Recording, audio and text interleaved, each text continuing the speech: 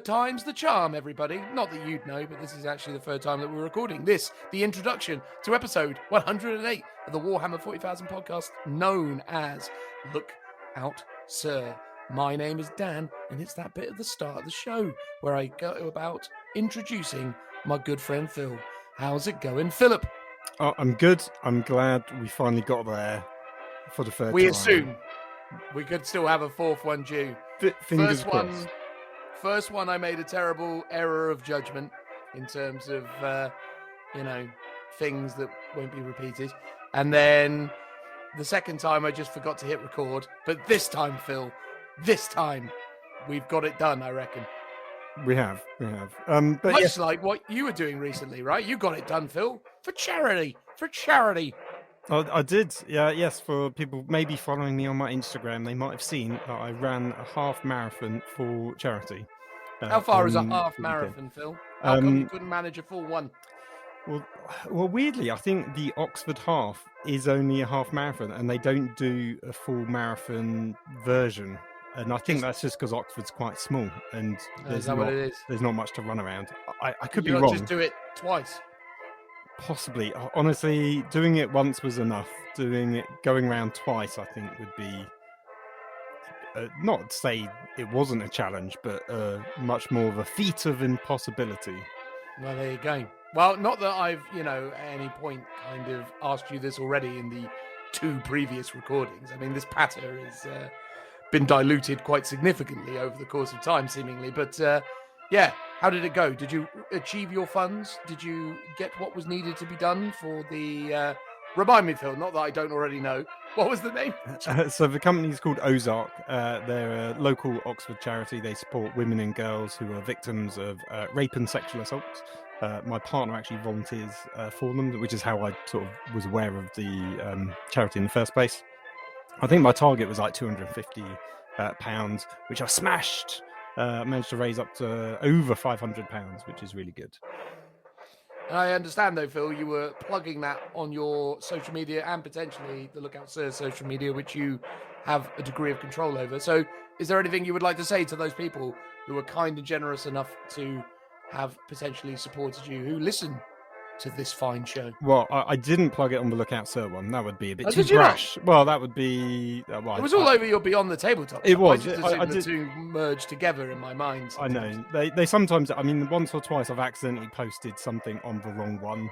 But most of the time, I keep them separate. So I didn't do it on Lookout Sir. I would have asked you if I was going to do that. But we could. Well, thank you. We could promote it to our listeners now. You could put it on a link in the description. Go on then. So if anyone does want to donate, that would be fantastic. We're still collecting the funds. Retrospective. He's already done it, everybody. You can be reassured. Exactly. My legs are photographic evidence. Exactly. You can see how well I did. My legs are still pretty sore. I am actually able to walk now, which is something. But if anyone has donated, and I know a lot of people that follow me on Beyond the Tabletop have and reached out to me and messaged me, so that was amazing. So thank you very much for those that have done, and thank you for those that may do shortly after listening to this or pausing it, going off to do it, and then coming back. Right. I mean, the delights of a podcast is, Phil, and certainly with like certain audio platforms that we exist on, you are still able to use the full extent of your PC or mobile device while navigating various other things. Although most people, it seems, listen to us while driving. So obviously don't, try and donate via your phone while also driving and listening to this podcast. Absolutely. There you go. Well, there you are. What are we going to be talking about on this week's podcast, though, Phil? Episode 108. It's here. Yep. We are talking about the boys in black. The Raven Guard. The other boys in black. The Legion of the Damned. The other boys in black. Pre-heresy Dark Angels. I thought you were going to say Iron Hands, but no, it's Black Templars. Oh, the clue is in the name. Yes, it was. Yes, Templar Noir, as the French probably like to say. Possibly. Maybe. But yes, you've managed to get your grubby little fingers on the limited edition Codex. To say it's limited edition is a bit farcical. Games Workshop have seemingly absolutely flooded their retail channels with stock of this thing. I went into Games Workshop thinking that I'd missed out on the pre-order opportunity, and they had like 30 copies in the store or something. It was like, oh, Yeah. okay. Well, and they also said they would honour all pre-orders as well up until I think the Monday. So if anyone missed out, I don't know how that's possible because there's still a plenty everywhere. I mean, I accidentally bought 2 copies of it. So, if I can do that by accident, you can do that on purpose, I imagine. Yeah, I'm not sure how that actually happened. Well, I'll explain it later. It doesn't matter. Let's get on to the 5-star review. Fingers in your ear holes. It's time for the 5-star review. So, this week's 5-star review comes from, where might you expect, Philip? I'm going to guess Apple Podcasts of Sweden. It was a fine guess, but unfortunately, this time you need to go a little more to the west because we are taking this week's 5-star review from Apple Podcasts of the United States of America. Ooh. We do well, Phil, in the Americas these days. Exactly. Turning into... Oh, we've already done that Beatles joke many a time. I'm not going to do it again.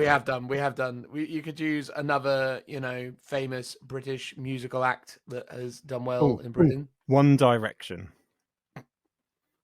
Yes, One Direction. What were One Direction famous for? What can you name any Harry One Styles. Harry Styles, but did they have a song? Did they do Bop? Was that them?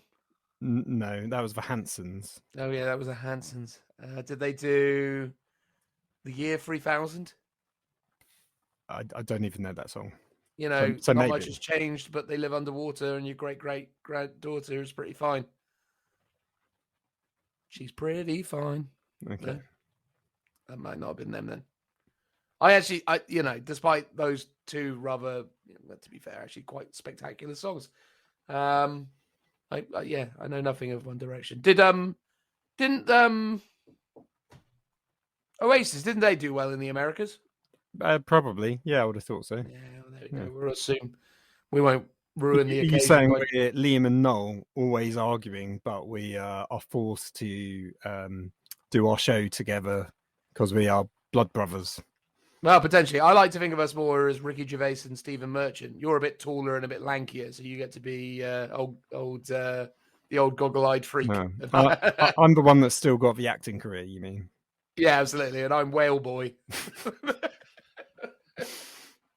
Which, again, is an Office reference for those who have watched the British Office and not the seemingly, lucrative American Office. Still never watched it. Oh, it is pretty good. It's pretty good. Well, there we go. Much like this week's 5-star review. Let's get this back on track. That comes from Apple Podcasts of United States of America. And it comes from KDD. Is there a particular acronym that you can imagine for KTD? Kill... Thrash Death? Kill the Dutch. Kill the Dutch. All right, well, there we go. What an interesting mandate. Sorry, take. And there you go. And then it ends in 1201. So maybe they were killing the Dutch in 1201. Is there some horrific historical event involving Dutch, destruction in 1201? I don't know. It sounds like something from like Cyberpunk though, like some kind of handle. Probably. Yeah. Exactly. Oh well. Anyway, it could also mean ketchup. I don't know, for T or D. Ketchup, truffle duck. Anyway, it doesn't matter. Best 40k podcast by far. And isn't this evident? 5 stars. Here we go. Dan Phil, look at you go. Yet another review from across the pond. You've made it. Seriously, gents, thanks for being such a welcoming listen to the grim darkness of the 41st millennium. Each week, I look forward to Phil's Minotaur update. Can't wait to see the finished product in 75 years. There you are. Harsh. I mean, that's probably optimistic. Harsh, but true. Yeah. Well, you've used them at an event now, right? I mean, it wasn't an optimal army list by any stretch of the imagination, but you have used them. They have had an outing, yes. Yeah. Indeed. And Dan's poetic turn of phrase. Well, there you go. That's, absolutely accurate. I always find myself saying mate and init post listen. I don't feel like we use init that much, do we? No, I don't think so. I don't feel No. like I say in it that much. I mean, maybe I do. I'll look out for it more. Anyway, this is by far the best 40k podcast. Thank you, fellas, for putting in the work to bring us a bit of entertainment and good fun. Bonus points, sorry. Bonus points if you read this with an American accent. Oh, I failed. This is the problem that we The get classic schoolboy mistake of, the exams is you haven't read the question before doing the answer. That's true. But that's part of the charm of me doing these things. It's the journey of discovery. It's the Ron Burgundy approach. I will read what they write, and that's it. So yeah, what you need to do is, if you want me to do something, put it at the start. Right. Please read this out in this accent. Yeah, exactly. And then begin. That's how it would work. Anyway, bonus points if Phil's American accent is better than his Orc accent. Oh, apparently they want to hear it from you anyway, Phil. So just say, right, so the opener is Dan ! Phil ! Look at you go, yet another review. That's it. Just do that in American. I honestly can't do accents on the spot. Like, you can, Phil. Come on, I really believe in you. This is for ketchup, truffle duck, 1201. Don't let him down. I assume. I mean, it could be a she. I apologize. Caviar, truffle duck. No, I can't do it. Sorry. Come on, you can try. The pressure's got to me. We'll do it together. Right? Just be like, I mean, I could go for more sort of, I don't know, maybe. You got to try saying some other words that work for it. Like, exactly. Yeah, howdy, partner. That was the thing, isn't it? So you go for like a Wild West type. Well, exactly. All I had going up in my head was yeehaw, which is yeah. Go with that. Start with that. Yeehaw. Dan and Phil, look at you go. Yet another review. Yeehaw. Go with that, mate. You'll be all right. I can't top that. That is for sure. No, I can't. But that is what we got to discover. Come on, Phil. Please. If you do it, I'll put the original terrible intro in. You know how much I don't want to do that. No. I can't. I can't do it on the spot. It'll come up later on, I'm sure. Come up later. This is ridiculous. I can't believe it. I've never known you to be such a chicken, Phil. No, I know. All right, fine. Well, it's for pressure. Here it is.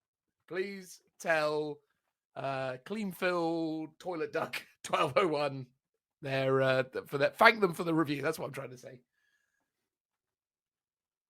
He's trying to do the American. I can see it. I can see him trying. He's ooh, it's almost there. All right, KTD. It's the London Orc. He's back. What's this about you not liking my Orc accent? What's wrong with it, eh? Well, thank you very much for all the teeths, the thank yous, and the stuff. I've got to go now. Apparently there's some Yankee round the corner who thinks he can do his job better than me. God, say Yankee. Is that fair? He's gone now. Oh, is that? Yeah, that's amazing. It doesn't matter. It was the Orc. It wasn't Phil. It wasn't. No, it definitely wasn't me. Well, there you go. What a great intro. All right. Well, anyway, transitional noise. Woo! Oh, thanks, patrons, and buy some merch. Woo!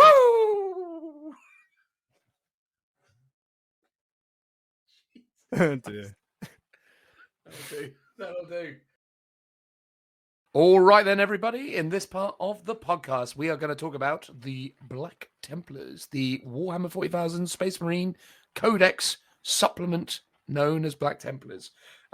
This at the moment is only available in the however much it is. I should know. I've accidentally bought 2 of them box set. I think I got one of them for not very much money, although still a fair bit. I think I got one of them for 90 quid or thereabouts.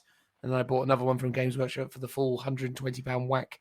So that was the whole thing. And did you get your Sergeant? Is it Castus? Sergeant Castus. The limited edition model you get now if you spend over 100 quid at Games Workshop. I did not know. I bought it in the physical shop. So if you bought it online, you would have got a model that is probably worth about 50 quid on eBay. Oh, well, I made a blunder there. So hang on, a model is worth 50 quid on eBay, yet you just spend 100. I'd say just, but you spend 150 quid and you get it anyway. Yeah, so I think you spend over £100. Is that their celebration model for their what was it 10 Oh million yeah, no, customers or something? the one with the The Tyranids on the base. No, Necron, Necrons on the base. Necron's Sorry, grabbing at him. Yeah, so it is grabbing on Necrons. average going for about 50 quid on eBay. Really? But it's Yeah. like readily available. Just like Well, yeah, but you have to spend 100 quid at Games yeah, but Workshop.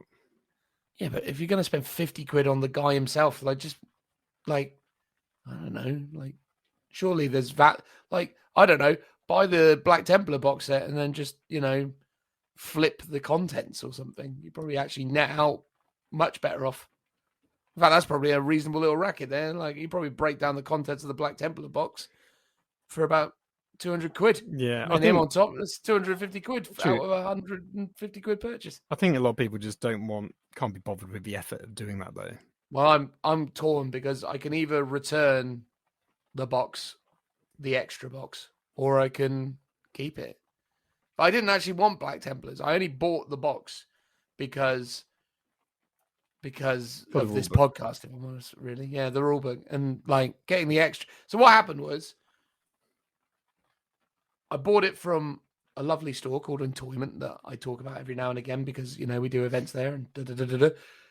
So I bought it from them, and then I got an email from them saying, "Hey, your order's been mucked up because of some stock issues, so we won't be able to fulfill this on Saturday." Little did I know that they were actually then meaning that they were going to fulfill it by Monday. So I was a bit like, "Oh no, I might not get it." So I called up my local Games Workshop store, and then I drove out and picked up a full price copy of the thing because I was like, I must have it for some reason. Commitment, man. I'm a 40k, whale, not just because of my physical girth, but also because of my love of all things Games Workshop. Anyway, the point is I went out and I bought it, and I came home, and on the drive home, I called the guys at Entoyment, and they said, "Yeah, no worries, just send us an email to cancel it." And I was like, "Okay." But me being weird, I couldn't be bothered to do it straight away. It sort of slipped my mind. And then on Sunday, I got a message from them going, "We've just dispatched your order." It's like, I just spoke to you on the phone. But anyway, that whole thing happened. Whoops. So, yeah. And then by Monday, I had it. And I was like, oh, okay. Well, that occurred. So, yeah, now I got 2 copies of it. But, yeah, I looked at like eBay prices on it. You can break down the contents relatively well. But then I am looking at it going, might not hurt to have 2 Primaris Crusader squads. I mean, they're cool. I mean, they are kind of cool. I do have Space Marines. My Grey Shield's color scheme would mean that it wouldn't be too ridiculously difficult to incorporate a couple Crusader squads into my army and just say, yeah, it's Black Templars now. So that's true. Yeah. Something interesting about Crusader squads, just to get things going. Their Primaris Marines are only 19 points. As opposed to... Aren't they usually 20 points? Or are they 19 points now all the time? I don't know. I feel like a squad of 5 Primaris Marines is 100 points on the nose. Let's have a quick look. So what, Intercessors? Intercessors, yeah. Hold on. Assault Intercessors, 19 points a model. Yeah, assault ones, but these guys have auto bolt rifles. Okay, regular Intercessor squad, 20 points a model. There you go. I am saving the points with the with these lads. But with Crusader squads, I mean, we'll get into it in a bit, but don't they mostly have to be neophytes? Well, they they still Space Marines, but they have slightly different loadout. Yeah, so the deal with the Crusader squad is that you have to have 5 Primaris Initiates, and you have to have 4 Neophytes, and then you have to have 1 Primaris Sword Brother. So they have to, basically the squad has to come at 10 men, but those 10 men are cheaper. Well, those 5 of those 10 men are cheaper. Yeah. Although, interestingly, how much is the Primaris Sword Brother in this squad? These are the things we should have worked out too. So Crusade Squad. Primaris Crusade Squad. The Neophytes are 16 points. And then all other models are 19 points. Although, interestingly, what's the maths on that squad? But auto bolt rifle is 1 point. Oh, look so at that's you, what Phil. makes it 20. Look at you with the knowledge. Oh, I failed I failed you all. How much is the Shotguns are for free. A Pyrobaster and Power Axe, 15 points. And then then the Fire 4 Blasters, 10. Power Axe, 5. So your 4 little dudes are 64 points. Your 5 main doodads is 100 points, obviously. And then the remaining guy is 19 points or 24 points. So 24 plus 64. So 188 points for a squad of these, unless I'm missing something. That's weird, isn't it? It's weird when you get a 10-man unit that costs you 188 points. Strange. Odd number, but very odd number. Very odd number indeed. I'm not sure I like these quirky Black Templars. Anyway, let's get into talking about them, eh? But so Phil, as a long-time fan of the Templars, someone who has expressed on many occasions that they wish they had waited seemingly 2 years to, finally have this moment in the sun. What's your initial impressions? You excited about the Templars? Yeah, I mean, I think I've heard pretty positive stuff about the rules, and obviously the models are pretty gorgeous. There's the odd exception, but most of them are really good, really on the nose for how you expect them to look. So yeah, no complaints from me, basically. Yeah, they've got some beautiful sculpts and some really nice upgrades. There's a really cool mustache head that they've got now. Just some dude sporting the old duster, whatever they're called. What are the mustaches? What's the other names for mustaches? The old lip tickler. I can't remember. It's all left my brain. But anyway, and also I was thinking upon second glance. So I got quite excited about the Tyson Fury Deontay Wilder fight because I'm a man and roar of all fisticuffs. Anyway, I don't know. I got sucked up in the hype, mostly because of Tyson Fury's dad, John Fury, right? So John Fury is this old grizzly geezer who, even though he's like in his late 50s, is still dead hard and could probably, kick the wee out of you and me, mate, with very little effort. Maybe not you though, because you become very, trim. You could run away if not anything else. True. Me, I just, he just knocked me around like the bag of custard that I am. But anyway, he, right, upon second viewing, shares a lot of resemblances to the new High Marshal Helbrecht model, almost like High Marshal Helbrecht. God, I didn't imagine that was a tongue twister. High Marshal Helbrecht is looking quite a lot like John Fury in a big suit of gold armor. So there you are. That was a nice little moment. Quite impressive. Exactly. I appreciate you don't know who the heck I'm talking about, but these were my little observations early doors with this book. Well, I stand by them. That is a very random tangent, but let's stick it. Well, exactly. Well, I think we stuck the landing. I think we're back on solid ground. So let's talk about what's unique about the Templars. So for any of you who don't understand the core mechanics that power the average everyday Space Marine army, essentially we have the Space Marine Codex, which is the core set of ideologies and or rules which effectively make up the Space Marines. This is typically their chapter tactic, which varies depending on obviously what chapter you're taking. But then also you add in the doctrine system. So if your army is entirely comprised of Space Marines and the odd Imperial agent, you're essentially able to use doctrines. Doctrines activate in different turns of the game and ultimately give different benefits, unless, of course, you're Death Watch, in which case you can flip the script in terms of what benefits you're using when. But typically, there's a Devastator Doctrine that is activated in turn 1. The Tactical Doctrine, which is active from turn 2 and optional turn 3. And then the Assault Doctrine, that if you've activated it from turn 3, will basically see you through till the end of the game. So those are the things that Space Marines typically have. And then typically a Space Marine chapter has access to something called a Super Doctrine, which isn't actually officially called that. They have a bunch of varying names, but essentially a series of added buffs that come as a result for you being in the specific doctrine.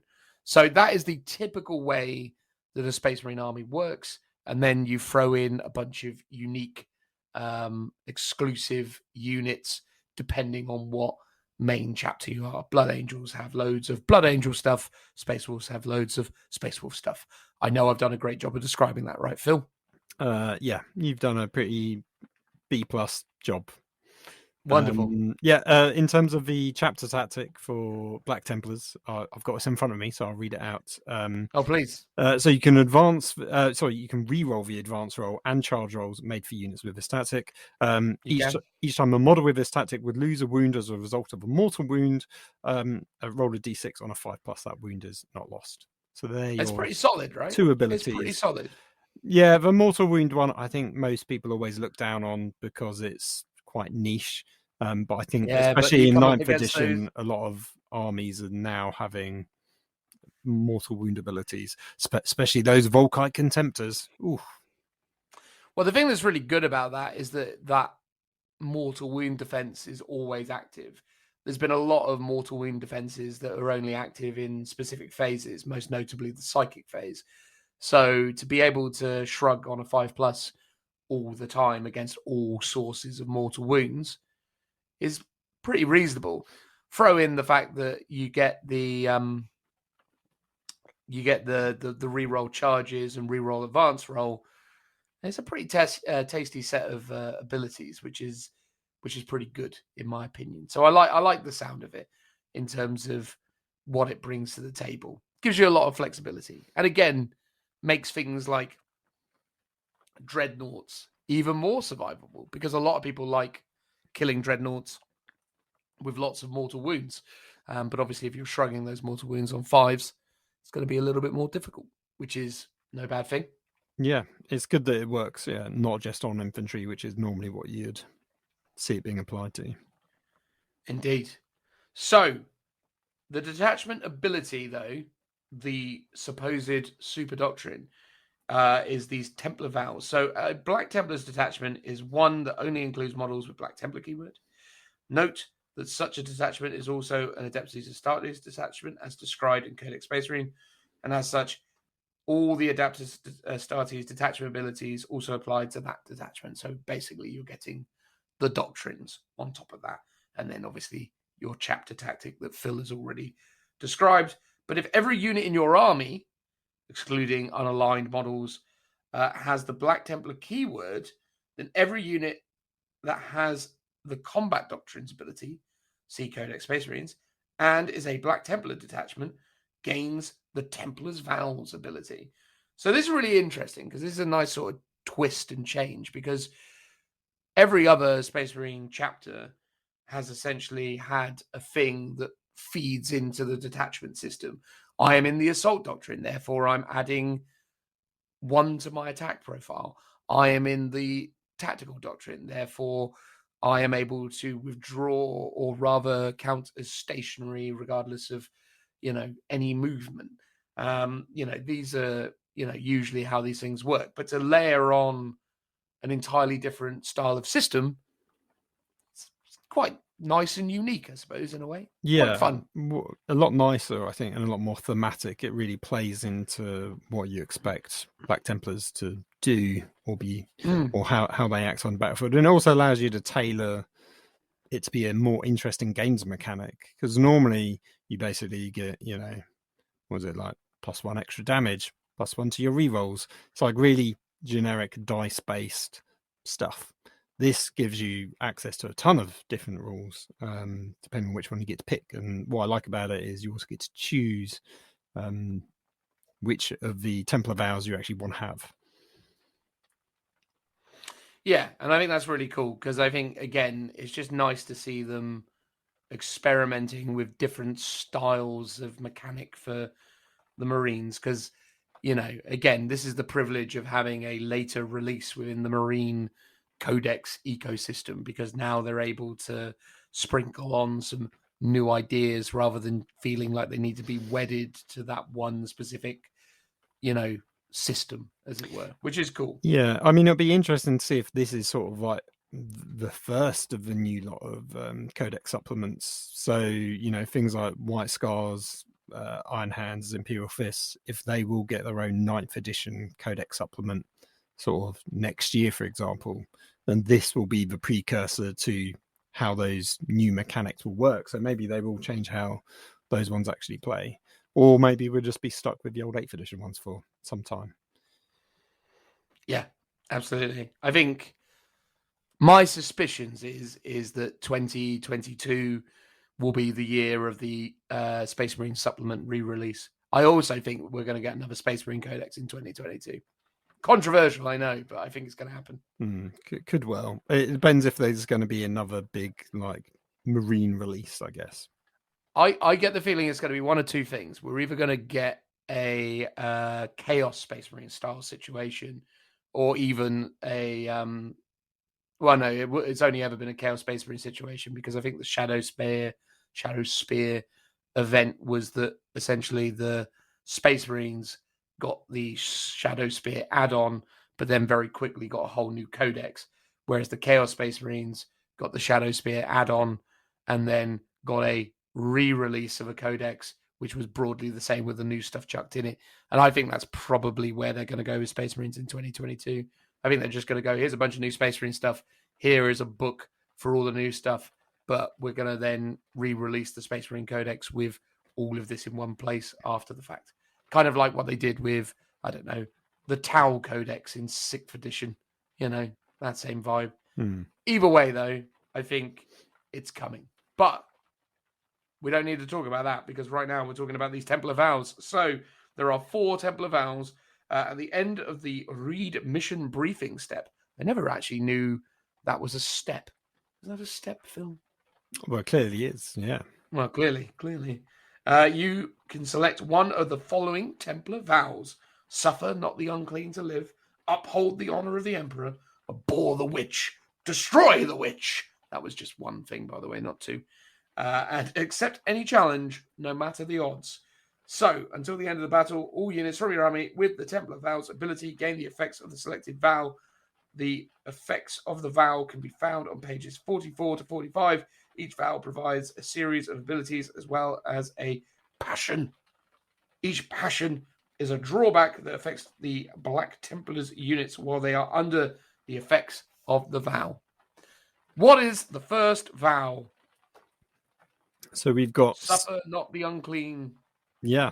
Oh no. Yeah. Suffer not the unclean to live. Correct. So the vow. Bear in mind, Phil, I wasn't meaning to cut you off at that point. I was simply saying it because I know I sent you a bunch of these as photos, and I wanted to make sure you knew which page I was talking about. No, I've got it. I know what I'm doing. You got it. You're under control. I will not presume to need to guide you ever again. Exactly. I will just squint occasionally at the pixelated photos. But the vow is each time a model in this unit makes a melee attack against a non-vehicle unit, an unmodified hit roll of a 6 automatically wounds the target. And as we know about Adeptus Mechanicus stratagems that automatically wound things when you hit them on a certain dice roll, it can be very strong. But you get a drawback. So the passion is each time a unit is selected to charge, the closest enemy non-aircraft unit that is within 12 inches and not within engagement range of any other Black Templars unit from your army must be declared as a unit of that charge. So basically, you've got to charge the closest unit that you can physically charge that isn't already in combat or an aircraft. I think there can be some weird edge cases around that where you've got to do a very long charge, or you want to charge the unit that is closer that is in combat and you can't. So the downside of this one is I think you just got to be a bit clever about your movement phase, making sure that you are closest to the target you actually want to charge, if that's possible.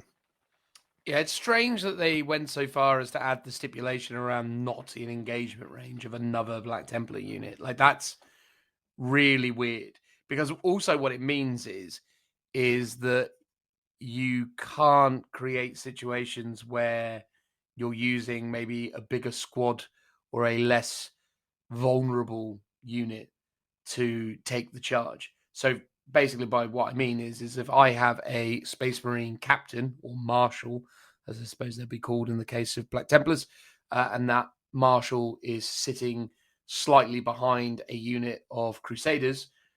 If I charge my Crusaders in first, re-rolling charges, admittedly, charge them in because they're more bodies and they'll take the hit, great. But then my captain can no longer follow because he basically, if there is another unit within 12 inches that isn't in engagement range, well, then I've got to go in that direction.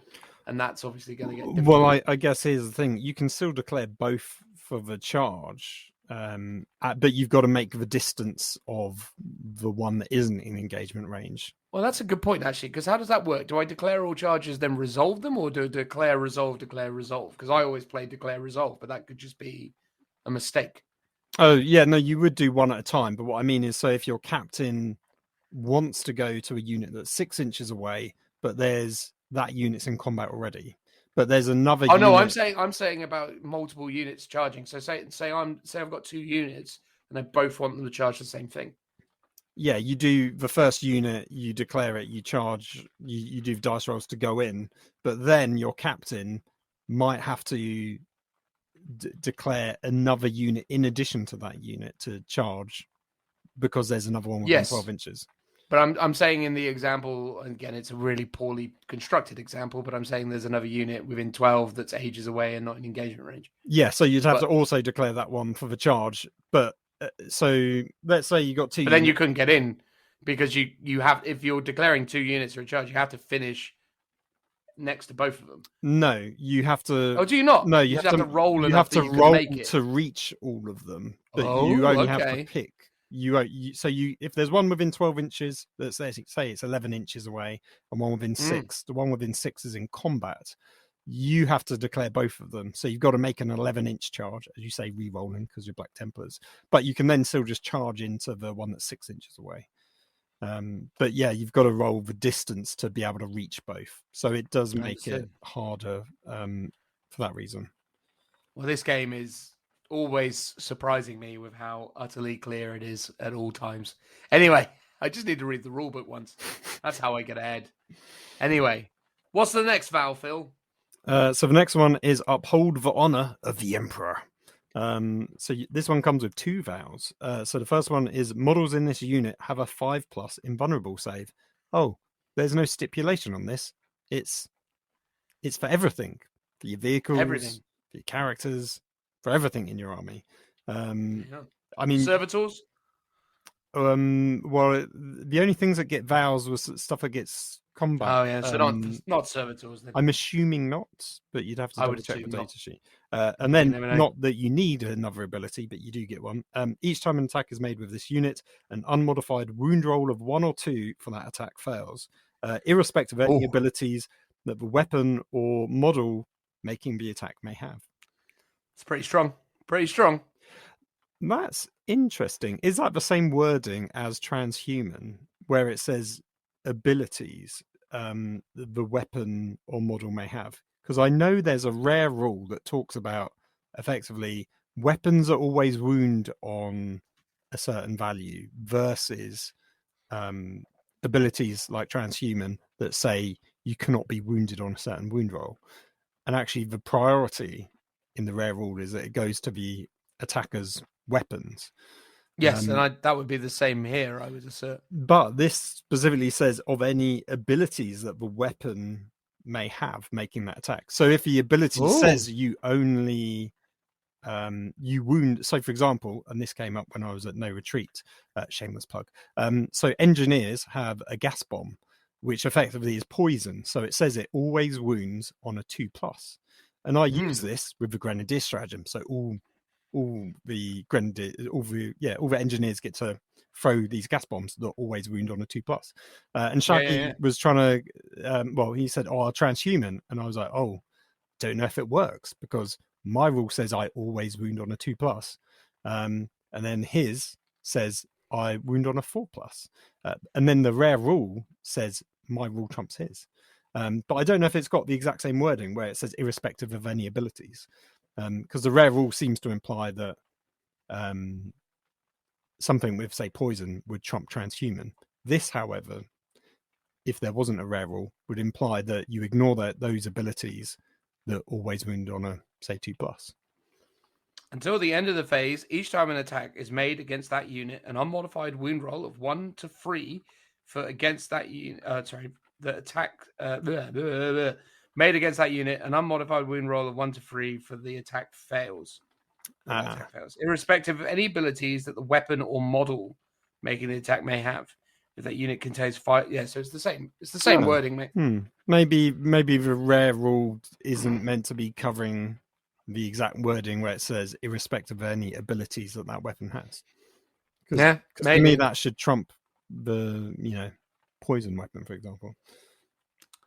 Oh well, it doesn't. Okay, well I don't think it does. Yeah.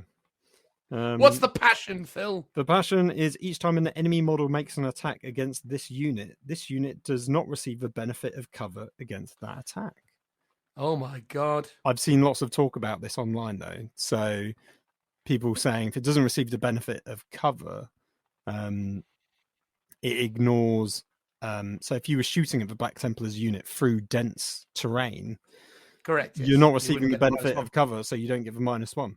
However, I think later on in the book where it references this rule later on, it's worded differently and it says you ignore heavy and light cover, not this, which says the benefits of cover. I can't believe it, Phil. Are you suggesting that they need to release an errata or FAQ for one of their books out of the game? Well, it's a bit like staggering. Well, do you remember when you have the upgrade cost for like your chapter master and the chief apothecary? Yes, and of course. Points cost was, or was it? Yeah, I think it was the points cost was different depending on whether you looked at the points cost page versus the sort of book page where it first appears with actually all the rules. They were different. So these mistakes, do happen. Yeah, I mean, it would make more sense if you weren't benefiting from light or heavy cover. Like, I would be okay with that. I think it still should realistically be benefiting from dense or any other form of cover. Yes, because that really is something that affects your opponent, not you. Also, when does is breachable a benefit of cover? I don't think so. I think the benefits of cover are really just heavy, light, dense. I think the others are just traits that affect the terrain. It's not a benefit you gain. Okay. Well, that's the thing though, because light cover's a benefit. But then, I'd say I would argue. Hear me out here, everyone. Just try and throw this around for fun. When you're playing against your mate, he's got his new fancy Black Templars, and he's inevitably got 5-up invuns and can't be wounded on anything better than a 3. When he's standing behind that ruin and he goes, well, my infantry are going to move through it. Sorry, mate. Don't get the benefit of cover. Breachable. No go. It's obviously not right. Obviously. But hey, you could be that guy. Win or rather lose your friends in moments. What's the next one, Phil? Or do you need me to do it? Are you squinting at me? No, I can keep doing it if you're okay. You keep doing it. It's all good. I was going to say, if you, regardless, you're not getting the benefits of cover, it's like you don't care. You got 5-up invuln save. Just run around. Exactly. Frolicking. But, a lot of people like the tactical flexibility of being able to, teleport models through walls. That's true. It's a benefit. Anyway. Right, so the next one is Abhor the Witch, Destroy the Witch.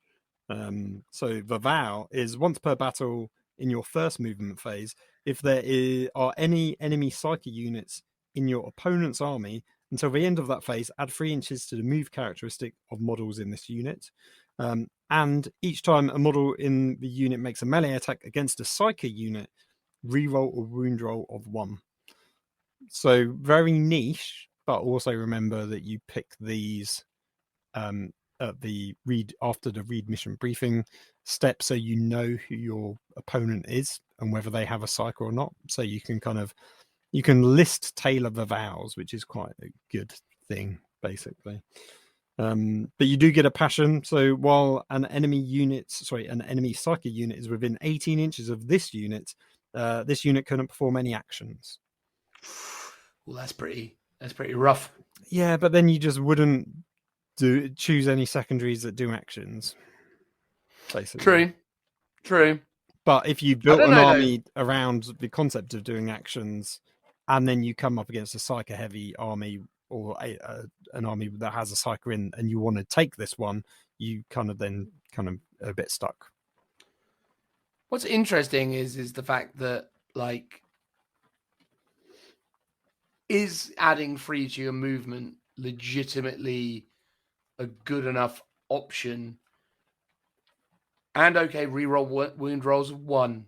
Are the 2 of those good enough that you would be okay with the fact that you can't do actions? Bearing in mind that a lot of people's competitive gaming strategies are built around certain action-based secondaries, like retrieve Octaria's data that everyone loves taking. Well, yeah, you just could. I don't think you could take retrieve Octarius data against. I mean, but the thing is, it's only within 18 inches of the psyker. So against Thousand Suns or Grey Knights, no, you just wouldn't do any actions. But if your opponent's got 1 psyker, then you could You're never going to take it then, are you? Just for 1 psyker? 1 psyker? Well, yeah, but you get 8 inch. Well, something you keep that psyker alive. You don't kill it. You just use that psyker to get all these movement benefits. You get to move. No, it's only once per battle. It's literally on your first movement phase, you go from 8-inch move to a 9-inch move. Oh, no, a 6-inch move to a 9-inch move. I knew what I was saying. I knew what I was thinking. I just didn't say it. Yeah, I mean, is that super useful? I mean, maybe because the whole idea is you want to get into combat, so being able to move 9 inches for your regular guys is pretty good, especially if I suppose you can still advance with them, right? Well, yeah. Plus, you could also. So I think a good combo with this is you have them in an impulsor. The impulsor gets to move an extra 3 inches. You get to disembark, and then you get to move an extra 3 inches. So you're getting an extra 6 inches out of it. You are. Which is quite a bit. Efficiency right there, mate. Getting that extra cheddar. All right. What's the last one then, buddy? Accept any challenge, no matter the odds. So the vow is, while this unit is within engagement range of any enemy unit, if a combat doctrine is active for your army, this unit gains the benefits of the assault doctrine instead of the combat doctrine that is active. Okay. And then the next benefit is, each time this unit fights until the fight is resolved, add 1 to the attack's characteristic of models in that unit. It's not cumulative with the additional attack you gain by the shock assault ability. So it basically means you always get +1 attack, regardless of whether, how many rounds of combat you've been stuck in. Stay in combat. Yeah. Yeah. Sort of useful. Or somehow someone idiotically consolidated into you, although admittedly, I assume whatever would consolidate into you is probably pretty handy in combat. But yeah, all right. And in exchange for that, you can't fall back. That's the passion. Like, that's rough. Yeah, I mean, I guess the idea is you do want to be in combat, but at the same time, I'm sure there might be times where there's a tactical advantage to falling back. However, if you're taking, and I normally get this wrong, is it called Honor the Chapter? The Space Marine specific secondary. Oaths of Moment. Oaths of Moment. I always get those two mixed up. I don't know why. What is Honor the Chapter? I keep thinking it's Honor the Chapter. I have no idea, mate. I think it's your own little make-believe thing. Exactly. They'll make it a thing one day, and it'll be great. Will they? Like how they named a rule after this podcast because Lookout Sir was never a rule before. No, definitely wasn't a rule before this. No. So with that, you don't want to fall back anyway because it scores you victory points. So that's true. To an extent, if you're kind of doubling down on that whole Oaths of Moment, then maybe this one isn't so bad. I think it is bad, Phil. I think there is only really one choice that you're ever going to take in any situation, which is uphold the honor of the Emperor. You're going to want that 5-up in bun and that only being wounded on freeze and losing out on cover is not the end of the world. So yeah. Do you think it's too good that they're going to nerf it? I don't think it's too good. If anything, I think it is a really unfortunate situation for the Black Templars that the best bit of their ability is mediocre. Like, none of these are extraordinarily good, and the one that is good is only good. It's not extraordinarily good. I don't know. The thing is, being able to give everything a 5+ invuln save, it feels like it suddenly makes a lot more units viable for Space Marines that aren't really considered competitive. Most people don't like vehicles because they don't get an invuln save, except like, you know, contemptors and stuff. So suddenly all your vehicles getting an invuln save makes some of the others a bit more viable, makes Redemptors even better. There's been a lot of ways to give 5+. Well, there's been a couple of Oh, ways well, to there give is, 5+ yeah, invulns. with your psychic barrier and stuff. Yeah, the psychic barrier. Psychic Fortress. Psychic barrier is the Astra Militarum one. Yeah, so Psychic Fortress does the 6-inch 5+ invuln aura. You've also got the Death Watch, who have the 5+ invuln aura. You've got Iron Hands have a thing, don't they? For non-vehicle units, yeah. So they've got Iron Father Therios. He has a 5+ invuln aura for anything that isn't a vehicle. And I presume you've also the Deradea used to have a shield, but did they get rid of that now? No, the Deradea still got its shield. You've also got Azrael as a 4+ invuln, or maybe it's a 5+ invuln bubble. I forget. But there's a lot of these doing the rounds. And here's the thing, right? I mean, you know, Contemptors already have 5+ invulns, which have obviously been the height of the Space Marine meta of late, and they're pretty easy to pick up if you get lines of sight on them. It's not like you're struggling to kill Contemptors because of those 5+ invulns. I mean, they can be pretty swingy, and sometimes they have moments where they are really quite irritating, but a lot of the time they're not really a massive game changer. Phil is on mute, everybody. Look at that. Rookie! Second week in a row. It's just because it's raining here, so I want to mute myself when I'm not talking, basically. It's all right, mate. It's all right. You got the echo cancelling on. We'll be fine. I think it probably will be. Yeah, I was going to say, I think it's probably where it shines is on your kind of key units. Obviously, Storm Shields already give yourself a decent invuln save, but on having it on everything else, and then, you know, when there's a lot of kind of AP flying around, suddenly getting better saves on your standard Marines suddenly makes them a lot harder to shift.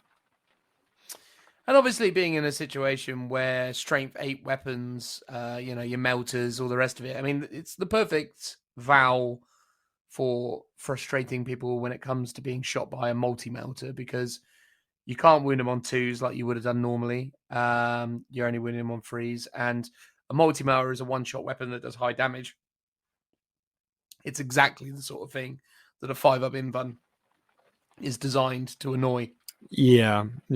I mean, even against like plasma that you're overcharging, yeah, it's -3 regardless. But yeah, going from a 6+ save to a 5+ save is, you know, you're doubling your odds. It never feels like much, but actually it is. It is. It's just, it's not extraordinarily good. It's good. It's just not great, you know. And that's the thing. It's again, it's fine. I think what's really nice for these guys is that the only ever being wounded on 1s and 2s isn't capped to any strength of weapons like it was for the snakebites, because snakebite orcs, they had I think it's like strength 7. Yeah, it was basically wasn't it under strength 8? Yeah, anything under strength 8, I think, couldn't wound them on a 1 or 2. Not that you could wound on a 1 anyway, but the point is that's how that worked. Whereas now, but because they were toughness 5, the sort of economics of it wasn't that incredible. But the fact that you can be shooting these guys with like strength 9 las cannons, and they're just going, can't win me on a 2, is all right. I mean, that's the thing. It's good, but again, it's like, think about what you're going to be taking in this army that's really going to massively utilize it. Because Impulsors, for the most part, were getting 5+ invulns already because they already come with it if you pay the 15 points or whatever. So, okay, you're saving yourself some points there.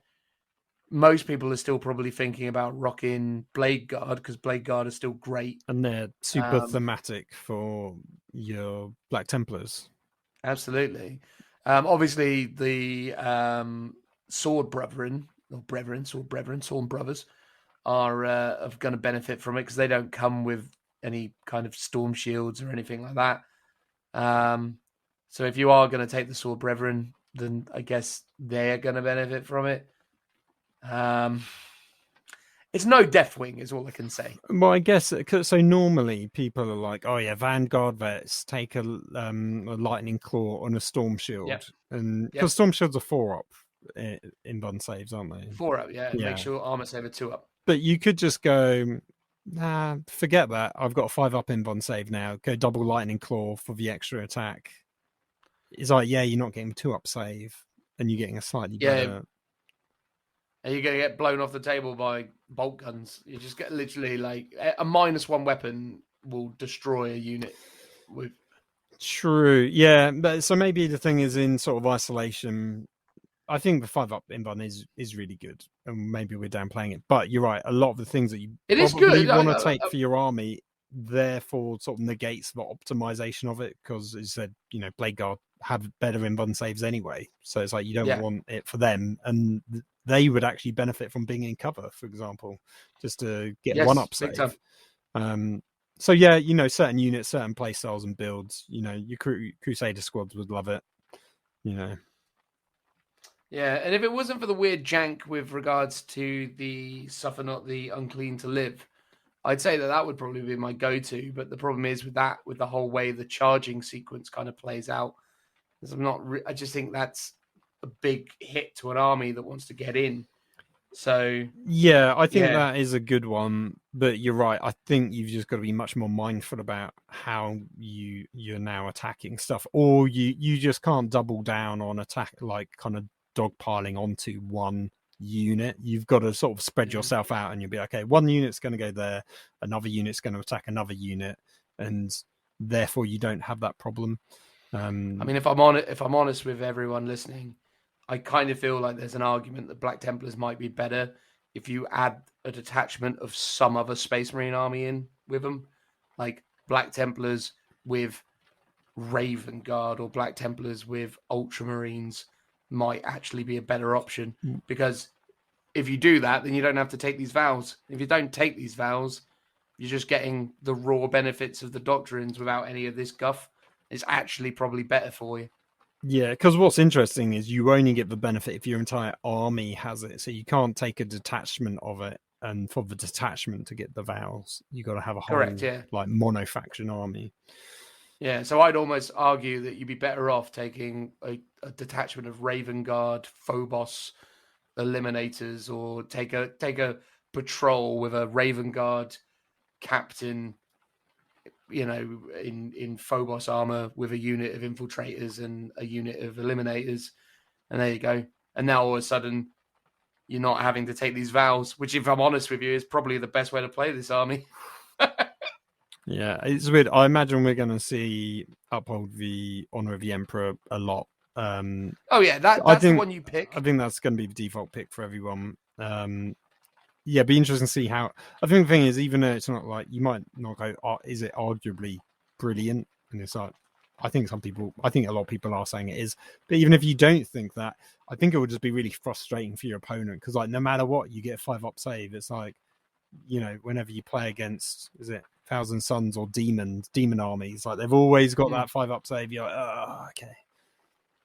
So yeah, I think that it will do wonders for your army over the course of the game, whether you realize it or not. I think.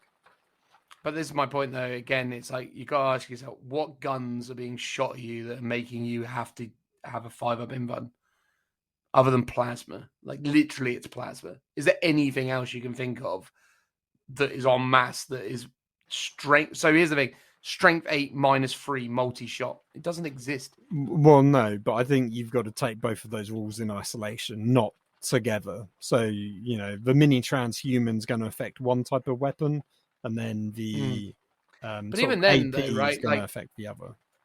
But outside of plasma, what exists that's AP -3 mass shots? Heavy stalkers in the heavy doctrine.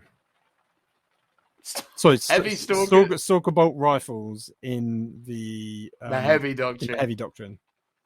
In the Devi doctrine, even devastator doctrine. Yeah. All right, fair enough. Not that but it's not really people mass are running shots. that. Well, if you got a 10-man squad, that's 10 shots. All right, fine. Okay, fine. So that's the example.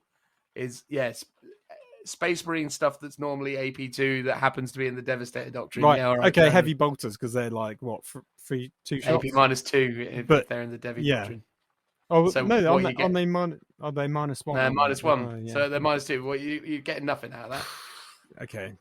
I'm sure we'll come up with something over the course of, All right, you know, fine. I don't want to burst people's bubbles. I'm it's- just saying. it's back there with the American accent. It's coming. It's coming. All right, fine. We'll come up with a solution to it. I'm just saying, just think about it. Like, I genuinely don't think those vows are very good. I think you'd be better off just taking a mixed Space Marine army. Here's the thing: if you're up against a Scion army that's rocking a bunch of like veteran squads or special weapons squads with melter and plasma up to the ear holes, then that's true. Then you'll just pick this one and be like, have fun with this. Yeah, but that's the thing, though, right? It's like, you know, fair enough if that occurs, then. Yeah. But if you're up against an opponent that's just all AP -1, you'd be like, cool, I'll take a Pull the Witch instead because that would be better for me. And that's the other thing, isn't it? It's like if I was up against that Scion army, I'd almost prefer to get cover saves because I'd still be getting a 5+ save against that. Yeah, but then you've got to be in cover. Oh no, the hardship because no one's ever in cover. Well, no, everyone's too busy standing behind cover. No, that's true. That's true. Anyway, look, there you go. We've covered that point sufficiently, I feel. Let's talk about something else. So these guys have got their own litanies. So we'll talk about that. So obviously it won't surprise anyone to discover that the Black Templars don't have that much time for psychers. So there'll be no psychers in the forces of the Black Templars, but instead they're well good at saying prayers. So much, they've got the litanies of the devout. So priest models in Black Templar detachments can know all of their litanies from the litanies of devout instead of the litanies of battle. And what are they? Well, the first one is Litany of Divine Protection. If this litany is inspired, select one friendly Black Templars core or Black Templars character units within 6 of the priest. Each time a model in that unit would lose a wound, roll 1d6 on a 5+. The wound is not lost. So you are giving a unit 5+, feel no pain. So you can have 5+, invuln save, 5+, feel no pain, and then 5+ against mortal wounds. That is correct. All the 5+. All the 5+, yep. Yeah. 5+ all round. Give me 5. Boosh. Yeah, I mean, that's good. Yeah, that's a good litany. That yeah. is. Tell us about the next one, Phil. Psalm of Remorseless Persecution. So if this, there we go. I know, a bit of a tongue twister. If this litany is inspiring, select one friendly core unit within 6 inches of this priest. Each time a model in that unit makes a melee attack, an unmodified wound roll of 6 inflicts 1 mortal wound on the target in addition to any normal damage. A unit can suffer a maximum of 6 mortal wounds per phase as a result of this ability. That is also very strong. It doesn't combo with the very first vow though, because with that one, your 6s to hit, isn't it? Is automatically wounding. That's true. Yes. Yeah. So it doesn't combo with that one, but it does work well in other instances. I mean, it's also quite difficult to get lots of unmodified wound rolls of 6. I mean, if you're rocking assault intercessors, I guess, with your chain swords. Well, the Crusade squad, 10 guys all armed with chain swords and heavy bolt pistols or bolt pistols for the neophytes. I mean, they've all got 2 attacks to a man, so they're if they've all got chainsaws, that's 4 attacks each. And then you'd be getting 4 attacks out of the sword brother. Wouldn't it be 3 attacks? That'd be 40 attacks. Oh, but so +1 for charge, attacks. Yeah, 40 attacks with the shock assault. So you probably get a few 6s in that. Yeah, it's true. Yeah, that could be all right. Against a tough target that you know you might not, well, I say wound, but then you got to roll a 6 to wound anyway. But the fact that you're then doing extra damage on top. So if they've got really good save, it's a bit like Volkite. It's like it's got crappy AP, but you're just hoping to get those mortal wounds to kind of get through whatever defense that thing has that you can't normally get through. No, agreed. Plea of Deliverance is the third. If this litany inspires, select one friendly Black Templars core or Black Templars character unit within 6 of the priest. If that unit or its models are being affected by any psychic powers manifested by enemy models, The effects of those psychic powers on that unit and its models end. Until the start of your next command phase, that unit and models it contains are not affected by any psychic powers manifested by enemy units. That's also really good. I feel like that one we've seen before from the Grey Knights Codex, and this has sort of been reused here. It's still really good, though. Oh, yeah. The fact is as well, that, and the thing that's really good about litanies that you always need to obviously remember is they happen at the start of battle rounds. So even if you are going second, you can add this psychic defense to your units, which is pretty massive. Because it's just pretty massive. It's weird. The thing is, you've got to guess the right unit, because quite often, so let's say like Elder, for example, they put the double combo on a unit, won't they? So they can get rerolls to hit and then rerolls to wound. What are the normal psychic powers that you put on? Is it Jink and something else? Well, typically, yeah. So the negative ones would be Doom and Jink. Oh, Doom. The good ones are Fortune and Protect, are the ones that you would do to yourself. But if you're doing it negatively, it's Doom and Jink, yeah. Yeah, so you can be like, okay, here's my core key unit I want to put it on, like my Blade Guard, my big blobber Blade Guard. And your opponent can be like, oh, cool, I'll just stick it on a different unit. Maybe it's not your most optimum unit that they want to go for, but you've got to almost know what they're going to really want to go for. You've got to have some foresight in terms of that. I can't think of many examples of psychic powers. I'm sure there are some, especially ones revolving around movement, where you will actively put it on your opponent's unit and it will last until their phase. Oh, there's lots of maledictions that get thrown around, like, losing the ability to do Overwatch, being able to. Yeah. There's all sorts of stuff that does the rounds in terms of maledictions. So I think this is pretty strong. But also, it's the fact that you don't suffer any psychic stuff. So you basically become you become a Coluxus assassin. So you can't be affected by anything. So again, against things like Thousand Suns or Grey Knights, having a unit that's just going to rock up and go, can't do any psychic shenanigans to me. You've got to put me down the old-fashioned way. And by the way, I'm a loopy Black Templar unit that's going to go hurling myself into you and causing you all sorts of headaches. It's massive. Yeah, no, that's true. I mean, you imagine, for example, if these dudes kind of came out of a Land Raider Crusader. Say you took a unit of assault centurions. Like you have a big unit of assault centurions in a Land Raider, and then you hurl them forwards, and then your opponent happens to be Thousand Suns, and you go, cool, can't do anything to these lads. And it's like, oh. Now I've got to get rid of them. Yeah, I guess the problem with that, though, is obviously it happens at the start of the battle round, right? So there's a 2 CP strat that if you haven't attempted to do any litanies, you can automatically trigger a litany at the end of your movement. Right, yeah. So that is how you can get around that problem of doing stuff on transports or stuff that's deep struck that wasn't around. Yeah, I do remember there was that one. Okay. And also, what you're definitely going to do with the Templars is you're always going to be upgrading at least a couple chaplains, assuming you're taking a couple, or at least one chaplain to a super chaplain that knows loads of litanies, because that way you're going to have a lot of options, which is where this comes in. And if you do that, if you pay the points to upgrade it, that 2 CP strat only costs 1 CP, which is pretty meaningful. It's pretty good. It's pretty good. Yeah, the next one. Anyway, next one. Fires of Devotion. If this litany is inspiring, select one friendly core or Black Templars character unit within 6 of the priest. Each time this unit fights, if it made a charge move, was charged, or performed a heroic intervention this turn, then until the fight is resolved, add 1 to the attacks characteristics of models in that unit. Incredible. Because now all of a sudden that 10-man Crusader squad is doing 50 attacks.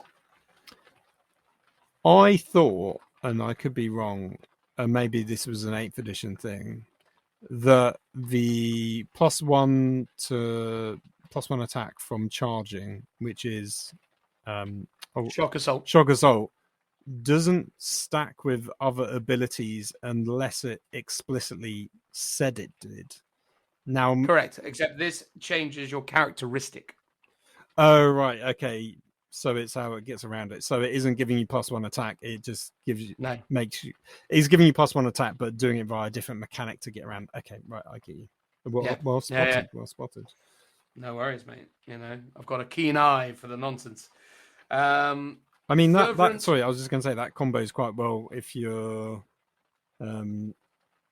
Oh no, I was going to say. Well, it does combo well with the Psalm of Remorseless Persecution if you can somehow get 2 litanies off on 1 unit. Well, you can do, yeah.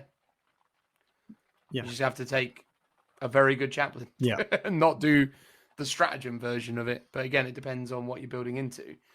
I genuinely, when you read these litanies, you start to think, good Lord, you need a couple chaplains in this army. It sort of feels like... Well, it sort of makes sense because they don't have librarians. So these are maybe extra good, so to speak. This is where I think to check something quickly. Hang on. No, okay, fine. I just wanted to see if by some weird twist of fate the Emperor's Champion was a priest, but he's not. No. Well, because the story of the Emperor's Champion is that he leads the crusade in prayer. So I thought maybe it could have been the thing. But I think that's where the vowels come from. Yeah, that makes sense. Anyway, it doesn't matter. Fervent acclamation. Ooh. If this litany inspiring, select one. Sorry, if this litany is inspiring, okay, fine. Select one Templar vow that is not in effect and select one friendly Black Templar core or Black Templar character unit within 6 of this priest. That unit gains the effects of this vow. Terrible. Move along. Right. Do you think it's really that bad? Like you could go, oh, this unit all of a sudden has a 5+ invent save. All right, now maybe it's got. I wouldn't take it, but it's fine. What I like about it is it's probably one of the few mechanics that allow you to manipulate the vow that you've chosen, so you do get a bit of extra flexibility here and there. Because let's say you don't take the sort of anti-psyker one where you get +1 to wound, but then all of a sudden, okay, this army's got a killer psyker in it, and it's like, okay, right, my unit's charging in, I'm gonna buff this unit to kill that one psyker character first of all, but overall I can still take a better 5+ invuln save vow. So I think it's got some perks to it. Fair enough. Last one, Phil. Oaths of Glory. If it's inspiring, you get 3 things. At the start of a fight phase, if this priest model is within engagement range of any enemy units, it can fight first that phase. Each time this priest model makes an attack with the Crozius Arcanum or Artificer Crozius or a relic that replaces one of those weapons, an unmodified hit roll of a 6 scores 2 additional hits. So that's 3 in total, so that's pretty good. Plus, add 1 to the strength characteristic of the priest model. So it's just super buffs up your priest, which is... He's well-hard, mate. He's going to swing for the bleachers. A quick question about litanies, because I can't remember. Please. Do you have to pick them like you do with Librarian Psychic Powers? Or do you... Yes, you do, yes. So you still go, these are the 1 or 2 or whatever that I'm going to take at the start? Correct, yes. Right, okay. Yeah. Yeah, it definitely makes them less flexible then. Your fervent acclamation, I could see there being better choices to pick. Yeah, and for that reason. 1 through 4, basically. Just take them. I mean, I think Oaths of Glory, you can make, your chaplain on bike is always pretty good anyway. You can make him pretty killer with this. Yep. Yeah, that's true. I think, but then I don't think this is as good as Mantle of Strength. I think the strength one that's already in the regular chaplain one is better, I think. No, that's true. That is good. But this has the potential to do more attacks. Yeah. But bizarrely, with the way that the regular one works, is you get +1 attack anyway, and you think you get the +1 strength anyway. I forget what else you get off the back of it, but yeah, maybe it isn't better. Maybe it's different, but yeah, no, 1 through 4, great. 5, 6 maybe. Depends. Depends. I don't think it would hurt to take 6, I suppose, but yeah, there we go. Intriguing. Cool. All right, let's move on to the next page. The Warlord traits. So I did the last of the Litanies of the Devout. So you might as well kick it off with the first of the Warlord traits. Oh, you're giving me a hard one, but it's Epitome of Piety. Ooh. In your opponent's psychic phase, this warlord can attempt to deny one psychic power as if they were a psyker. Oh, for a Black Templars army that doesn't have any librarians, that's pretty damn good. Plus, you get to add 1 to the Deny the Witch test when taken for this warlord. That is solid. Now, it depends, though, because in previous Black Templar, I wouldn't say books, in the Space Marine Codex, didn't they get one which allowed them to, a stratagem that allowed them to automatically deny a psychic power on a 4+? Yes, I think so. Although you might be talking a while ago. I think you might be talking about the first 8th edition Templar book. Oh, God, maybe. Yeah. Or not Templar book, but the first 8th edition Marine book that had Templar stratagems in it. Yeah, because I'm just trying to think. Is there any Black Templar specific stratagems in the current Space Marine Codex? I don't think there is, are there? No. They're so in this. they had it at one point and obviously don't have it anymore. It'll be interesting to see if it still exists in the current one, in which case... We'll get to that next, mate. We'll do that next of all. Exactly. Not now, next, but after the Warlord traits, we'll figure out. I'll let you do the next one. All right. But my thoughts and feelings on being able to deny the witch. It's good in the right circumstances, just as a bit rubbish when there ain't no witches to be denied. But again, in most normal gaming circumstances, you'll probably know. True. I guess it's only when you look at the competitive scene and you've got to pre-lock in your abilities and stuff, which is sort of what makes the vows quite powerful, that you can pick them every battle. Yes. Paragon of Fury. Again, another little hint, right? Because again, could be another hint to Helbrick's appearance looking similar to John Fury, don't you reckon? Especially, I was going to say, does Helbrick's get this warlord trait? He doesn't. He gets frontline commander. No. He does have frontline commander. So unfortunately, this is where the analogy ends. Grimaldus got the last one, Epitome of Piety. So Grimaldus gets to deny the witch. That's pretty cool. That seems like the sort of thing Grimaldus would get up to. But Paragon of Fury. After this warlord finishes a charge move, add 1 to the warlord's strength characteristic. Pretty reasonable. After this warlord finishes a charge move, roll 1d6 for each enemy model that is within engagement range of it. On a 5+, that unit model, that model's unit suffers 1 mortal wound. I mean, +1 strength is nice. The other thing's just rubbish. It's not rubbish. It's just not great. The thing is, right, is like you could say to yourself, "Oh, Imperium's sword is better," but then an aspect of Imperium's sword is already baked into being a Black Templar, which is the reroll charges. So basically, Imperium's sword is +1 strength, +1 attack, and reroll charges. Yeah, so you're getting 2 out of 3 things by virtue of being a Black Templars and taking this.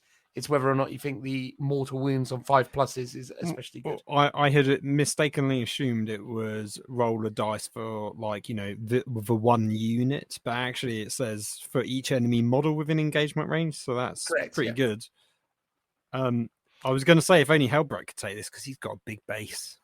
He does have a big base. He's a big bottom boy. Exactly.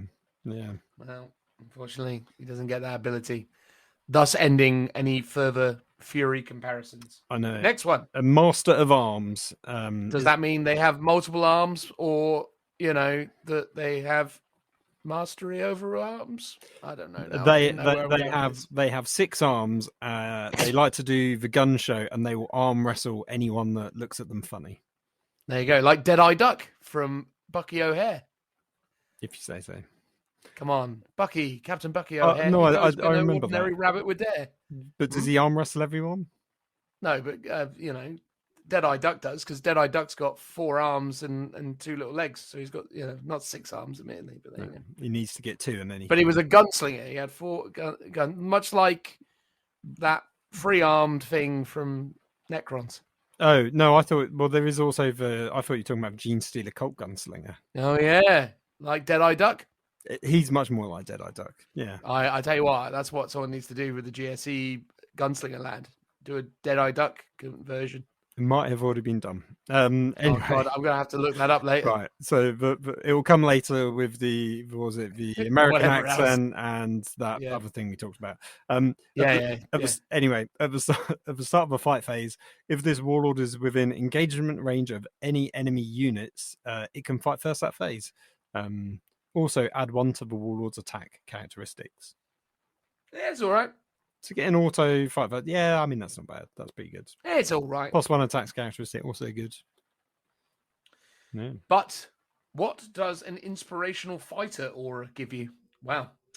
While a friendly Black Templar's core unit is within 6 of this warlord, each time a model in that unit makes a melee attack on an unmodified wound roll of 6, improve the armor penetration characteristic of the attack by 1. This is cumulative, with the bonuses gained from the assault doctrine if it is active for your army. You remember when I said I didn't know if something was cumulative unless it explicitly said it was, thinking it was the attacks. I think it's actually the AP. Well, there you go. But yeah, so the -1 in addition to the -1 of the assault doctrine, in addition to the -1 of something else, and potentially -2 of something else or whatever. That's all right. I mean, the fact that it's a 6-inch aura, it's pretty reasonable. I personally dislike these abilities though, because I always forget that I have them. I remember you saying, however, if you're up against another Black Templars player that's got this with all this extra AP, then you want your 5-up invuln save.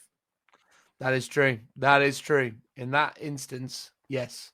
If they happen to roll a 6 with an AP 1 weapon, like a chainsword, admittedly, in the assault doctrine, I mean, you are kind of describing a series of elaborate events, as it were. You're starting to give off that sort of that's 40k though. Exodia vibe. Exactly. Yeah, it's 40k these days, to be fair. It is very much a TCG in 3D form, isn't it? Anyway, go on, tell us about the next one. This one being High Marshal Halbrecht's ability. So this one is frontline commander that Halbrecht is. Add 1 to the advance and charge rolls made for this warlord. Bearing in mind you get to re-roll that anyway. Each time a friendly Black Templar's core unit declares a charge against an enemy unit that is within engagement range of the warlord, add 1 to the charge roll made for that unit, right? So if the Black Templar's unit declares a charge against an enemy unit that is within engagement range of this warlord. So basically you need to charge in your warlord first, and then any subsequent unit that charges the same unit gets +1. That's pretty good. But you got to be ballsy with your Halbrecht. You got to get him in first. Again, doesn't work very well though if you're doing the auto wounds on 6s things because of the weird chargey shenanigans. Well, yes, exactly. Yeah, I mean, unless of course there's nothing else within 12 inches. But that is true. In the rare instance that on a tiny little 40k board, as they are tiny these days, that something isn't within 12 as well. Yeah. All right. Fair enough. And then last one, the Oath Keeper. This warlord is eligible to perform a heroic intervention within 6. That's good. Each time this warlord makes a heroic intervention move, it can move up to 6 and set free all of it. Okay, fine. So yeah, heroically intervening 6s, which is actually pretty reasonable. Of all of them, that's the one I'd take, but it's not remarkable. Yeah, I mean, depending on if you know you're going to be playing some, Psychers or Thousand Sons Grey Knights, fine. Epitome of Piety, cool.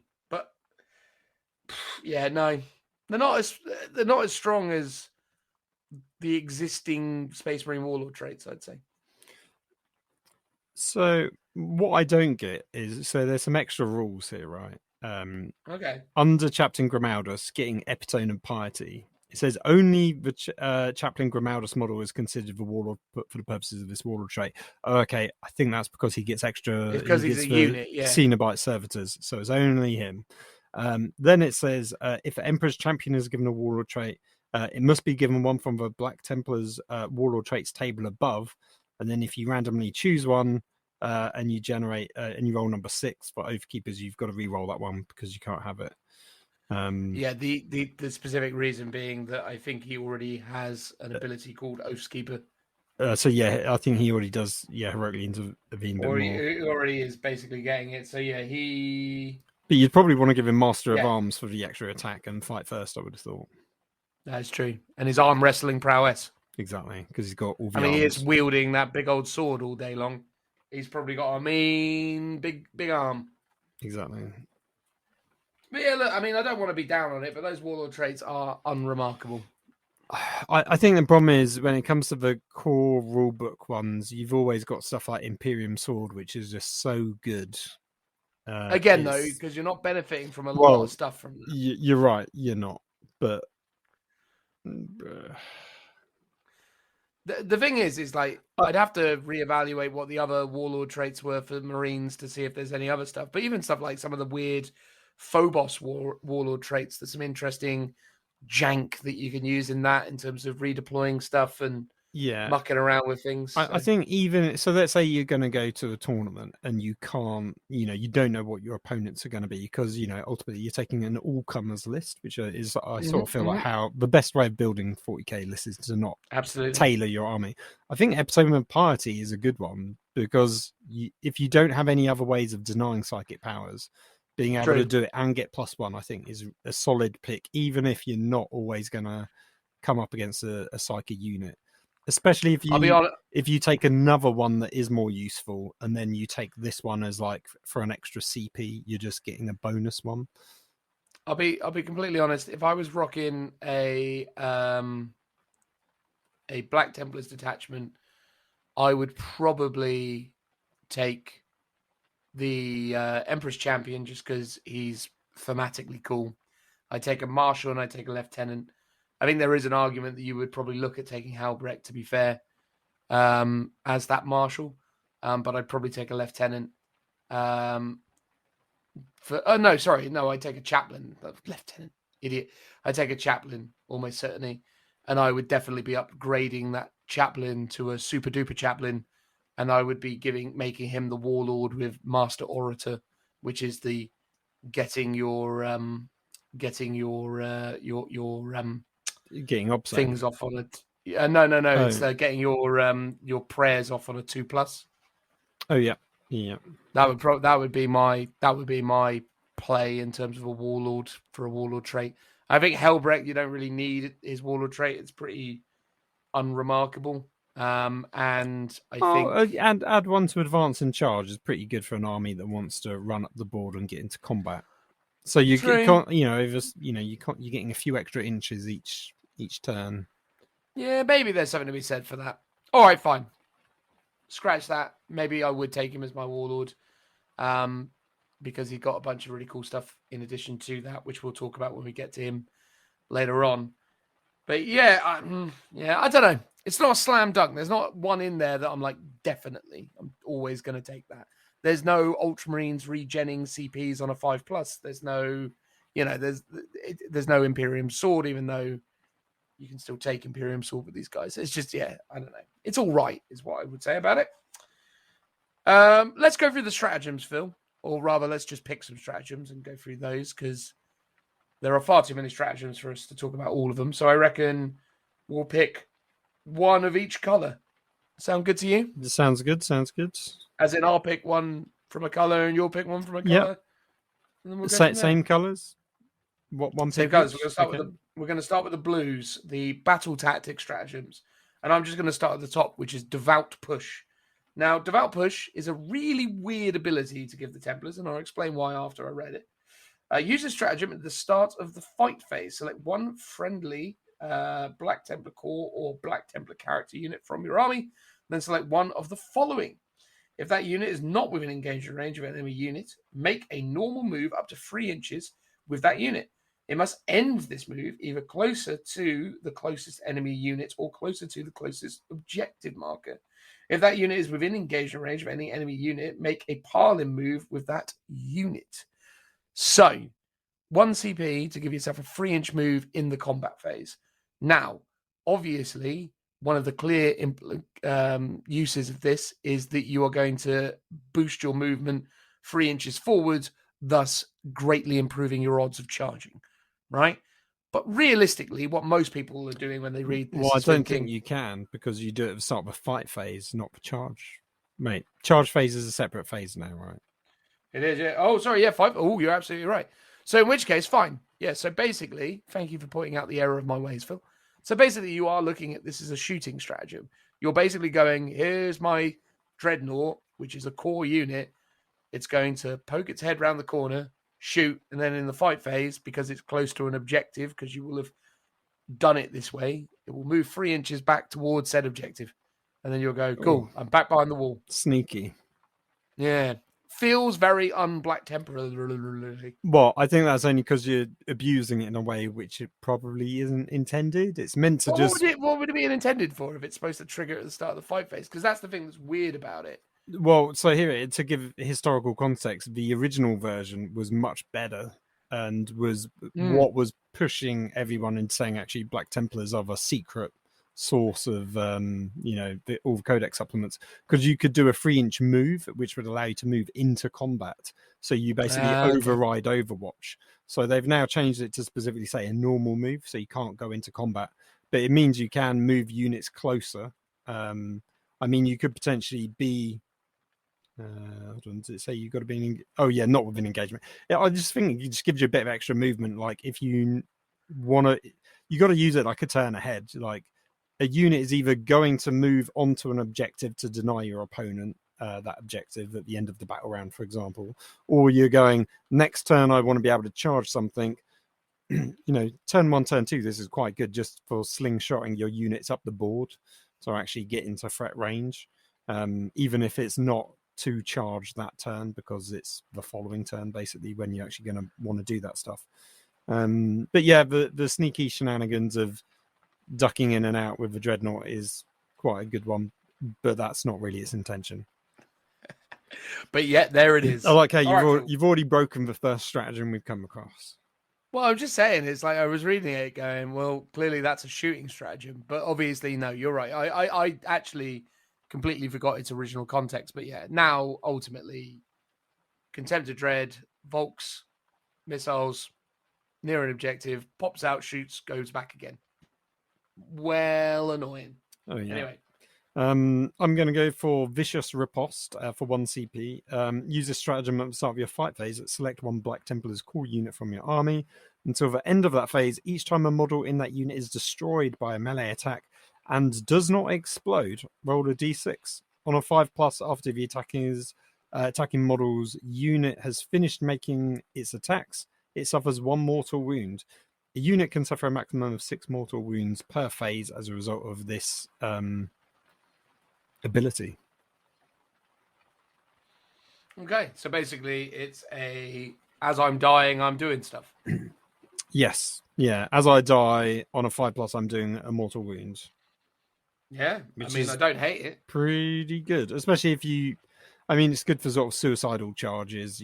You're charging into a unit where you don't think you'll survive, or you've already done that the turn before and it's, they get to attack first this time round. So you'll be like, cool, you're probably going to wipe out this unit now before I get to attack.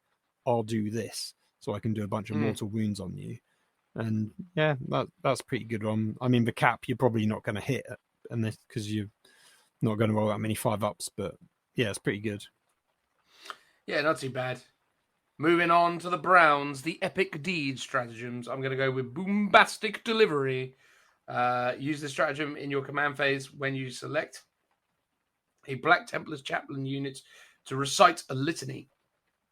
One litany that unit recites this phase is automatically inspired. Do not roll.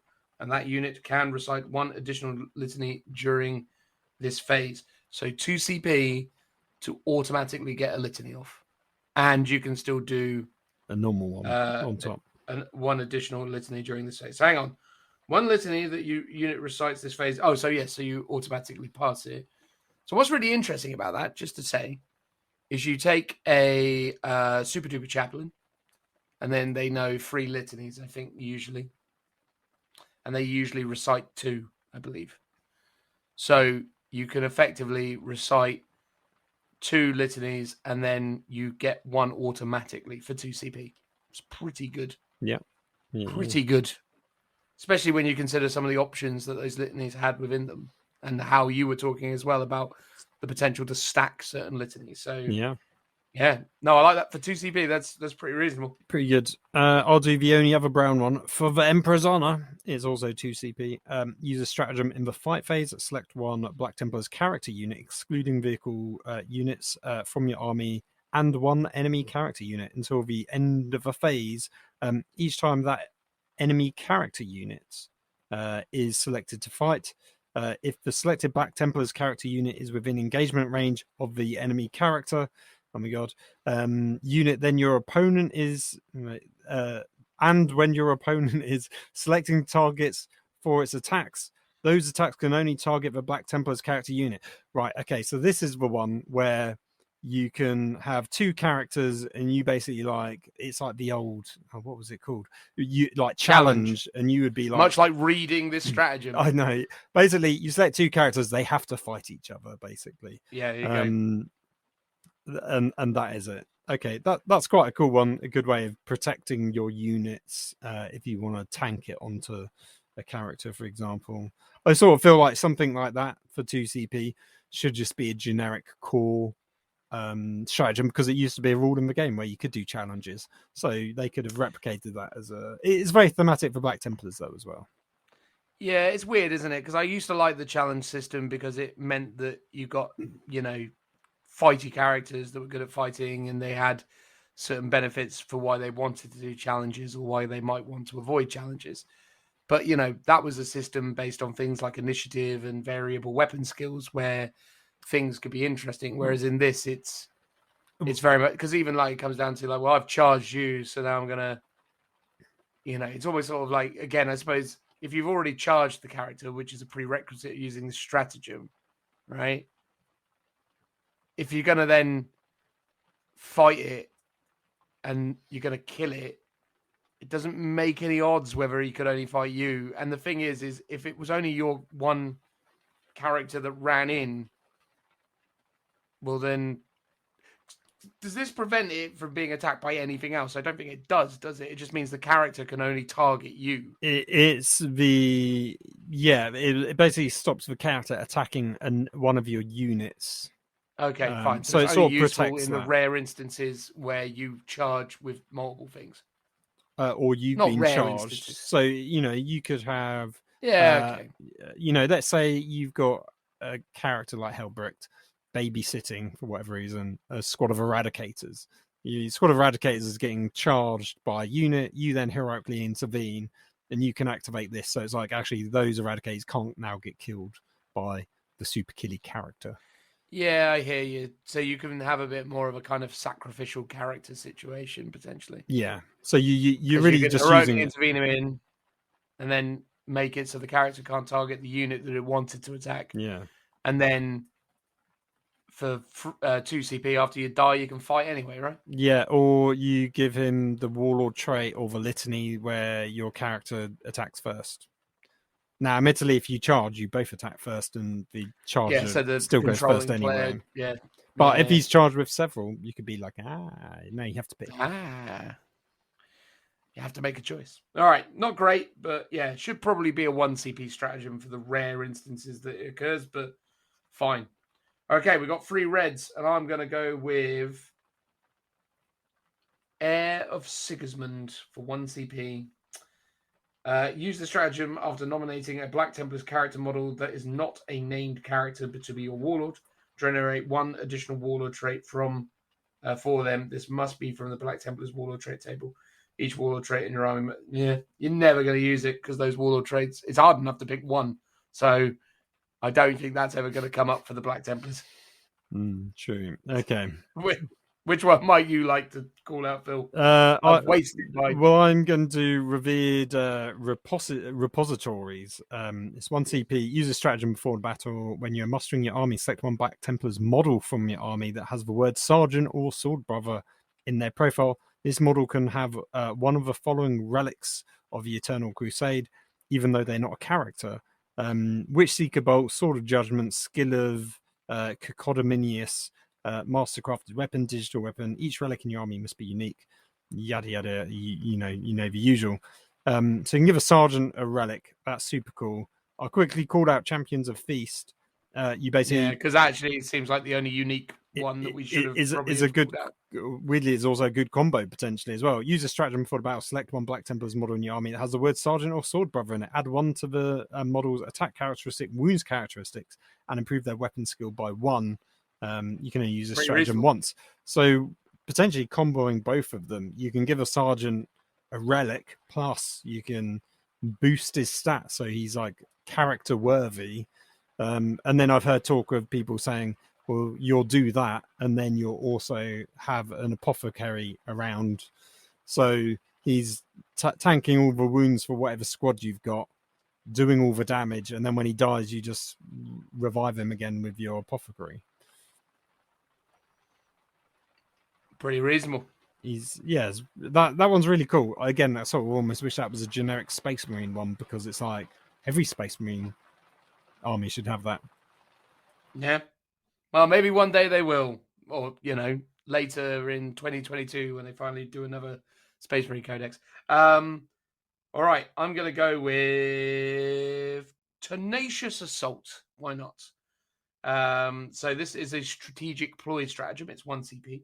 Use the stratagem when an enemy infantry or beast unit, excluding units that can fly, that is within engagement range of any Black Templars unit from your army, is selected to fall back. Roll d6 on a 4+. That unit cannot fall back. It's all right, isn't it? So you basically get in a fight with a unit of infantry or beasts, and should they want to leave combat with you, on a 4+, you go, no, sir, you stay here. Pretty good. Not too shabby. Everyone likes being stuck on the spot. Stuck in the mud. What would you like to pick, Phil? Well, I'm not going to pick it, but I'm just going to shout it out and say Abhor the Witch is actually here in this section, which allows you to ignore a psychic power on a 4+. That is pretty cool. But the one I'm going to go for is let's do the Emperor's Will for 1 CP. Use a stratagem in your shooting phase. Select one Black Templars infantry unit from your army that has advanced this turn. The unit, until the end of a phase, you can do 2 things. The first one is the unit is still eligible to shoot with, but may only make attacks using pistol, rapid fire, or assault weapons when that unit is selected to shoot. And models from that unit do not suffer the penalty incurred for the hit rolls for firing assault weapons. So it's pretty good that you can advance potentially with +1 with Grimaldus as your warlord. Still shoot your rapid fire weapons with no penalty whatsoever. And I like that they've also included, even if you use assault weapons, you still don't get the penalty as well. I'm surprised, Phil, that you didn't call out Shock and Awe, by the way, and that was the one I was hoping you were going to. Well, I was quickly reading that, but I didn't. I didn't get a chance to finish It's the interesting one, right? So I'm just going to call it out because it deserves to be referenced. So use this stratagem in your movement phase. Select one Black Templars Land Raider Crusader. A stratagem for a Land Raider, Phil, imagine. In your army, made a normal move this phase. Units embarked within this transport can disembark this phase, but cannot be selected to move again this phase.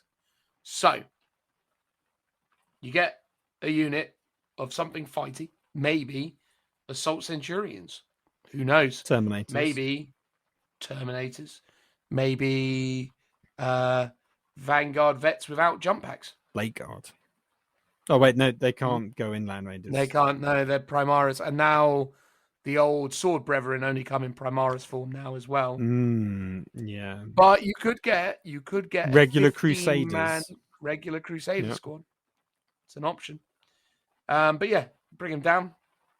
You move that thing. Say, for example, you did do Abhor the Witch. You add assuming you're up against Psychers, you're going to get that extra 3-inch move on the Land Raider. But again, that's a variable that you can't account for. But the point is, you move the Land Raider, you get these guys out, they disembark, they can not do any more movement. So again, to reiterate on the disembark move, the disembarkment is placing the units within 3 of the Land Raider.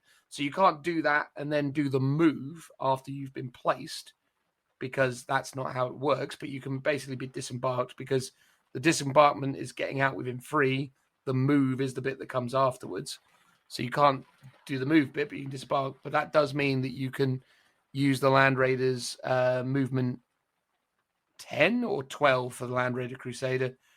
Phil's looking it up, but I think it's movement 10 for some reason. But yeah, so for something like the Assault Centurions, which are notoriously slow, it is 10. It's 10, thank you. You can bring these guys in, and then you can use that. It's not as good as what they used to have in their old supplement, because they used to basically just be able to disembark and move and then still charge. And obviously in 8th edition, the disembarkment was a bit weird as well, because you didn't need to be wholly within 3, because also as well, putting the Centurion squad in or disembarking them from a Land Raider is actually a bit weird, because their bases are massive. But anyway, the point is that you can do that and then whatever. So there's options, right? You can use the Crusaders, you can use the Terminators. Terminators is probably actually a really good option for this, isn't it? Like the Assault Terminators smashing out of a Crusader. For sure. Pretty reasonable. Yeah. It basically turns it into a Land Raider Impulsor. Yeah, basically. Except unlike the Impulsor, because the Impulsor you can move after you get out of it. Yes, but you can't charge, whereas this you can't move, but you can charge. So that's true. I think it's an Insult Impulsor, which is a new unit we've just created, and no doubt Games Workshop will create in like a year's time. Oh yeah, if they haven't already, it's just waiting in the wings. Well, exactly. Anyway, yeah, I felt like that was worth shouting out, because that's actually quite an interesting addition to the army, and a trick I think you're going to see these Templar players use often. Yeah, it's weird that they've gotten rid of a lot of the kind of classic Black Templars units. They've kind of moved them away from old school Marines to Primaris in the form of the Sword Brethren, but then they've given us a nice historical buff for the Land Raider, which is very much a sort of iconic Templars unit. But then they've taken away one of the units that could go in it, which I guess is a bit frustrating. If you had lots of Sword Brethren and maybe ran them in Land Raider Crusaders. Yeah, it's a shame. But certainly the Crusader squad, because obviously the Land Raider Crusader has a capacity of 16, sorry. So you can definitely do some interesting stuff. But here's the thing: if you give them the choice about buying the new Primaris Crusaders versus running the old ones just for this ability, it's like, I think most people would be like, "Oh, I just want to buy the new Primaris models because they're new and look better." Oh yeah, but again, I think it's nice as a sort of historical or established rule for those who have been with the Templars longer than 4 days at time of recording. Yeah. You know? No, I like that it is, something for the old school players. Yeah, exactly. And I think that's the thing, right? And I think the fact of the matter is that even Games Workshop can't pretend like they haven't established a long-running history of Black Templars use Land Raider Crusaders. Like, I think it would be a real shame for them not to have acknowledged that relationship in this new book. Oh, yeah, so for sure. I'm glad they did it. All right, Phil, I didn't technically do Shock and Awe, but I did, so you can have your first pick of the Greys, the War Gear stratagems, which I imagine are relatively underwhelming. Well, you say that. This is one that I've wanted to actually talk about. I'm going to go for Heretic's Pyre. It's 1 CP or 2 CP. Use this stratagem at the start of your shooting phase. Select one Black Templars core unit from your army. Until the end of that phase, each time a flame weapon from that unit targets a unit that has between 6 and 10 models, it makes a minimum of 3 attacks. Each time a flame weapon targets a unit with 11 or more weapons, don't roll the dice, you instead make the full number of attacks. So basically, it's blast, but for flame weapons.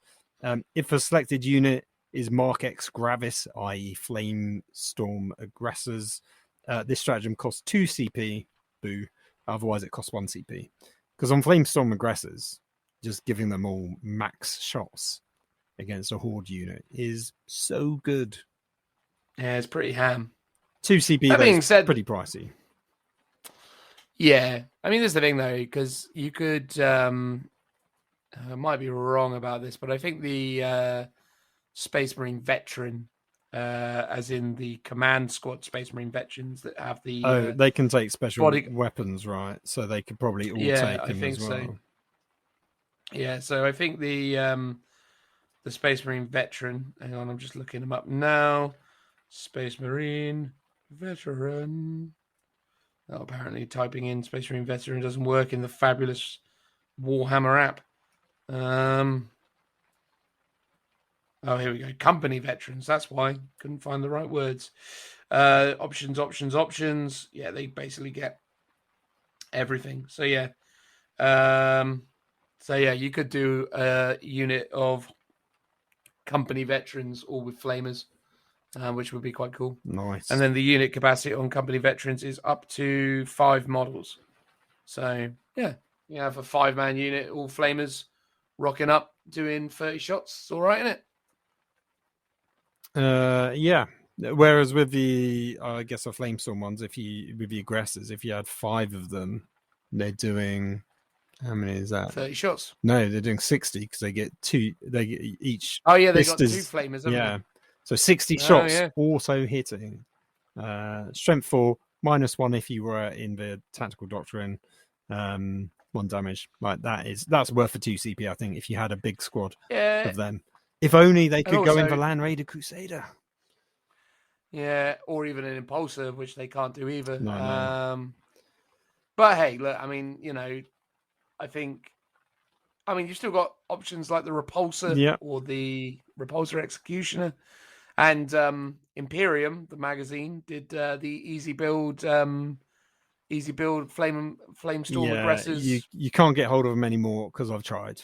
They're currently sold out everywhere because they were a popular one. They were in the Conquest magazine, so I picked up 1 squad then.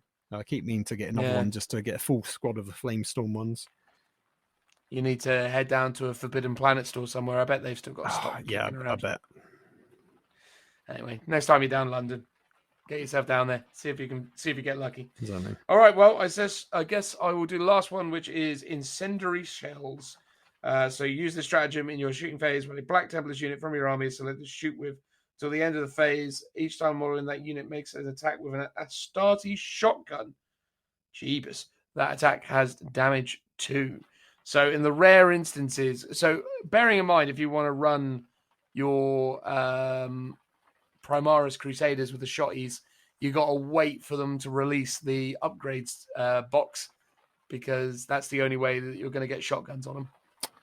Do they not come with the box? No, they get. So interesting fact, they get assault bolters, which is quite cool. So their bolters are the same ones used by the Reavers.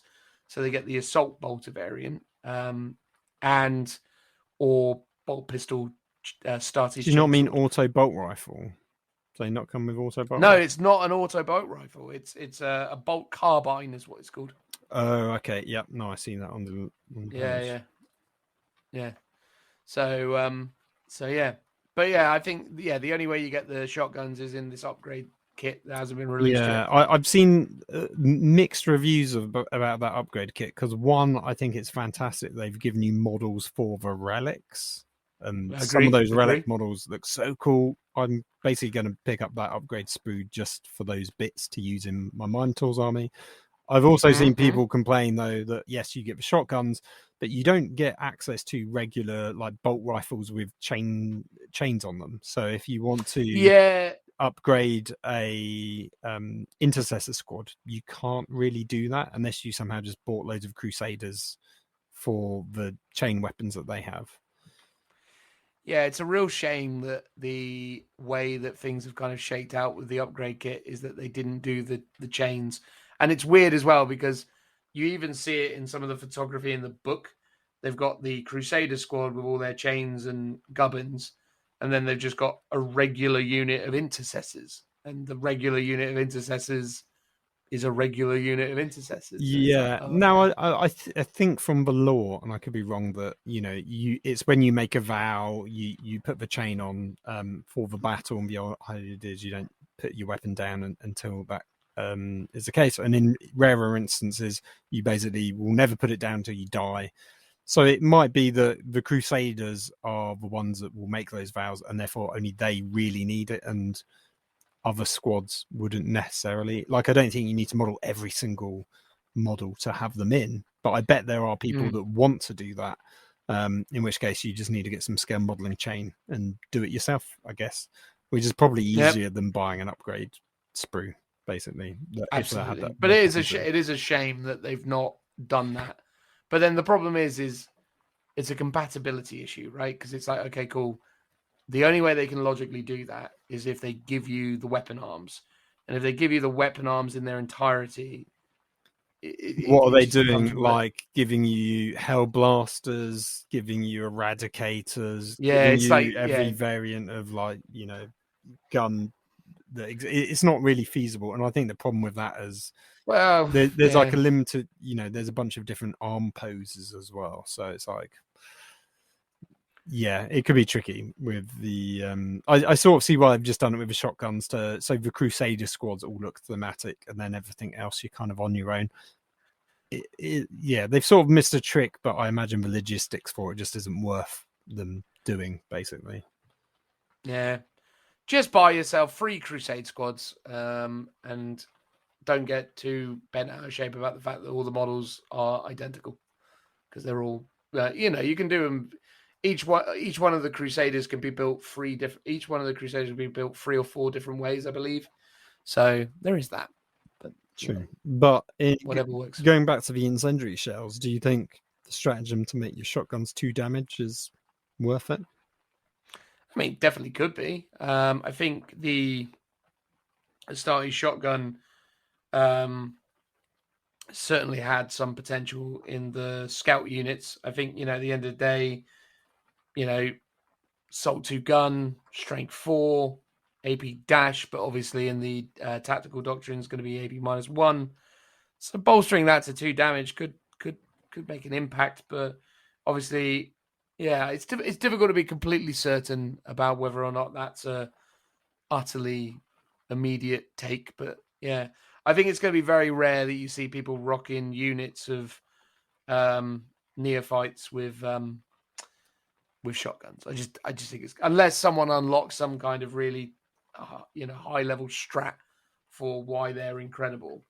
I just don't think you're going to see it. I'd love to run a unit with shotties just because I think visually it's cool. Well, I think that's the problem. So I'm just sort of looking up the rules. You can have, I think you start off with chainsword or pistol. You can upgrade it to a shotgun, or you can upgrade it to a bolt carbine.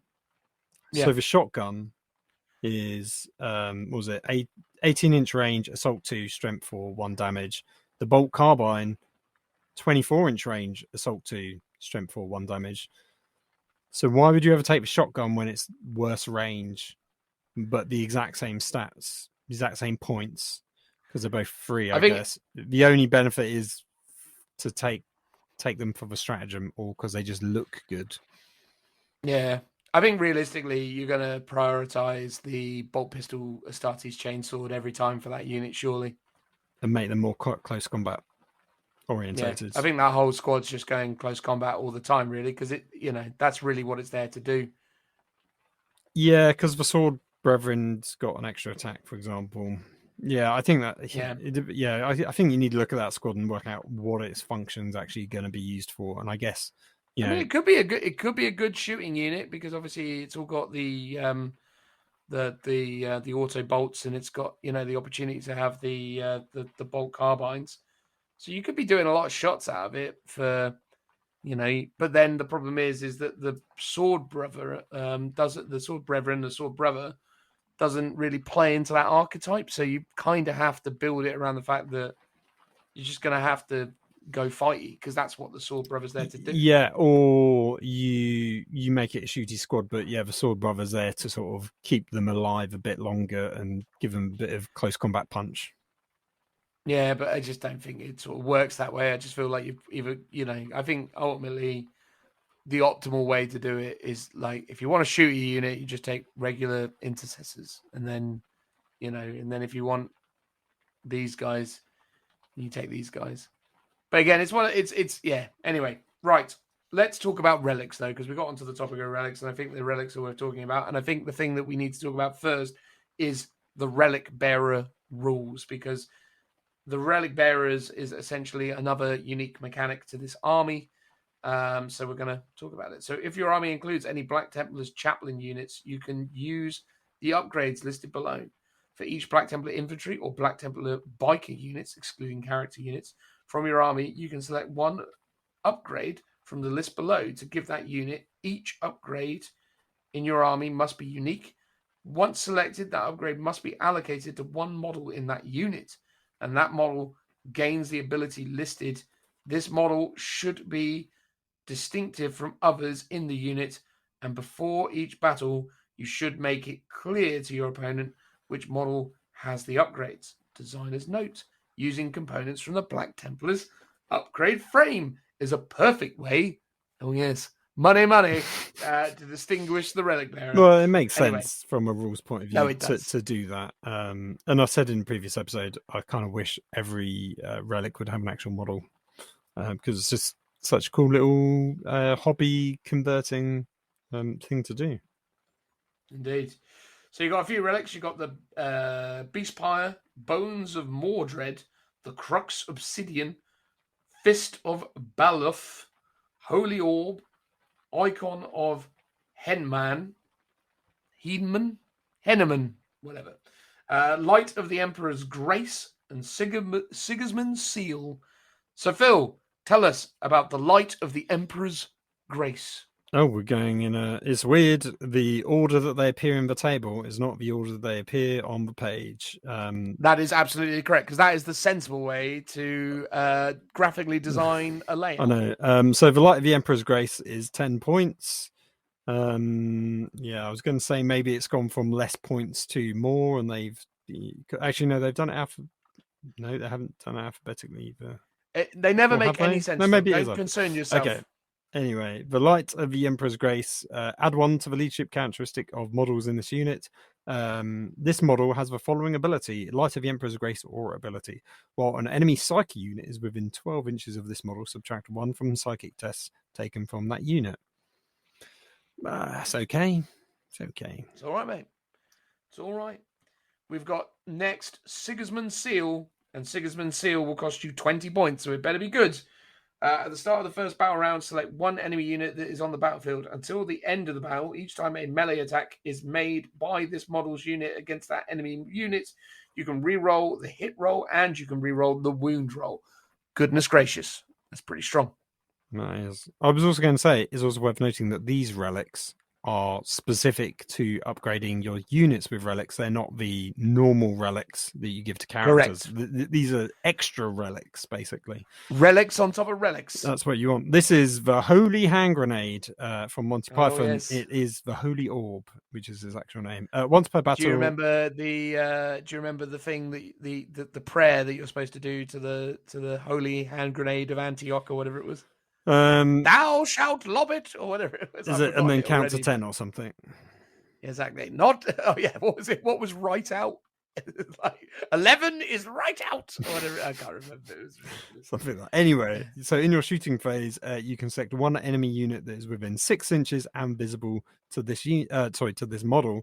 Roll 1d6 on a 2+. The unit suffers d3 mortal wounds. Until the end of that turn, the unit is not eligible to fight until all eligible units from your army have done so, which is the super powerful one because it is more than fight last. It is fight at the very end. Very strong. So it's almost worth it just for that, not for the other bits. You've obviously got to do it in your shooting phase. But if you're within 6 of something, it's highly likely that you're going to be charging it. Now, it doesn't say you have to not be in engagement range. That is correct, yeah. So you can use it whenever. Which is a bit janky because it's in your shoot, but it doesn't say you can't. So you could. No.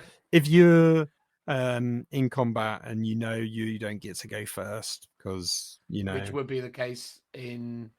Oh no, because it depends. Normally, to do it, you got to do it in your shooting phase, which means you're going to charge next. Anyway.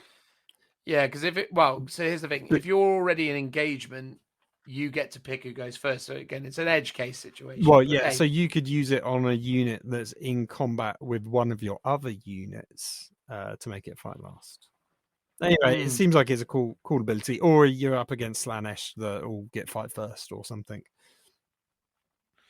What's also interesting about the Holy Orb is that, again, you just select a unit that's visible, and you roll a 2+. There's no statement about them being in engagement range either. So it's literally like you can lob it at something that's in a fight with. Oh someone. yeah, sorry, that is what I meant. Yeah. Yes, But yes, So that's the added. you could not be in engagement range in combat with anyone, but you could put it into a unit that is in combat with some of your other Correct, units. Yeah. Weird. All right. Yeah. Very janky. That probably needs some FAQing. Anyway, Crux Obsidian. This will cost you 15 points. Each time an attack is allocated to this model, subtract 1 from the damage characteristics of that attack to a minimum of 1. Very strong. This is the one that I've seen people say you just combo this with your super sergeant that you've buffed up with your extra wounds and attacks and given him a relic of some kind. And you make that, and that's a sergeant from a squad of Terminators. Oosh. Yes, with an apothecary nearby, so you're making all your damage -1. Yeah, you can make one unit super good. My God, and then put it in a Land Raider Crusader that pops it out and exactly hurls it. And that's your army. That's all you've got. Basically, yeah. That's how that whole thing works. And then Anyway, the next one is the Fist of Balthus. It's only 10 points. Model armed with a Power Fist only. You replace it with the following profile: ×2, -3, 3 damage. Incredible. So you're getting an extra damage, extra a. No, it's always -3, isn't it? But you're not getting the -1 to hit. Yeah, so you're getting the extra damage, and you're not suffering the minus to hit. It's not bad. Not bad. It certainly isn't. Definitely be happy with that. Then we have Beast Pyre. Beast Pyre will cost you 10 points. Models with Flamer or Pyroblasters only.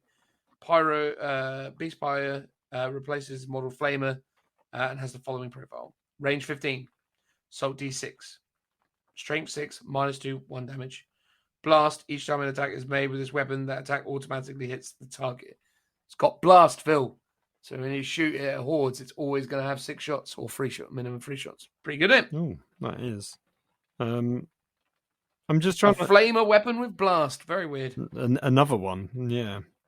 I'm just trying to see if you can upgrade one unit more than once. I'm assuming not.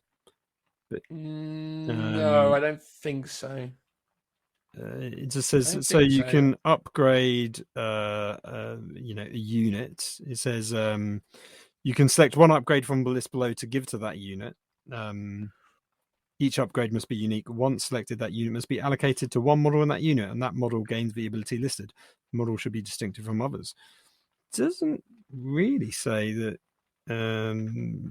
if you need. I mean, it doesn't seem to say you can only upgrade a unit once. It says if your army includes any Black Templars chaplain units, you can use the upgrades listed below. I think that probably needs a bit of clarity, because if you can put a bunch of relics into one unit, that seems a bit mad. Chuck all the relics in the world on one squad. It'll be wonderful. What your one super sergeant. Very expensive, but yeah, exactly. That's it. Anyway, tell us about the next one. The Icon of Heinemann. Each time an attack with an armor penetration characteristic of -1 or -2 is allocated to this model, the attack has an armor penetration characteristic of 0 instead. Very good. Very good. Which is definitely why you don't want to be able to double up, because if you can take that plus the -1 damage on one character, it's like, geez. Yeah, you're going to get into a situation where your sergeants are like the most terrifying thing in your army. Well, exactly, yeah. And that one's 15 points, which seems pretty worth it, really.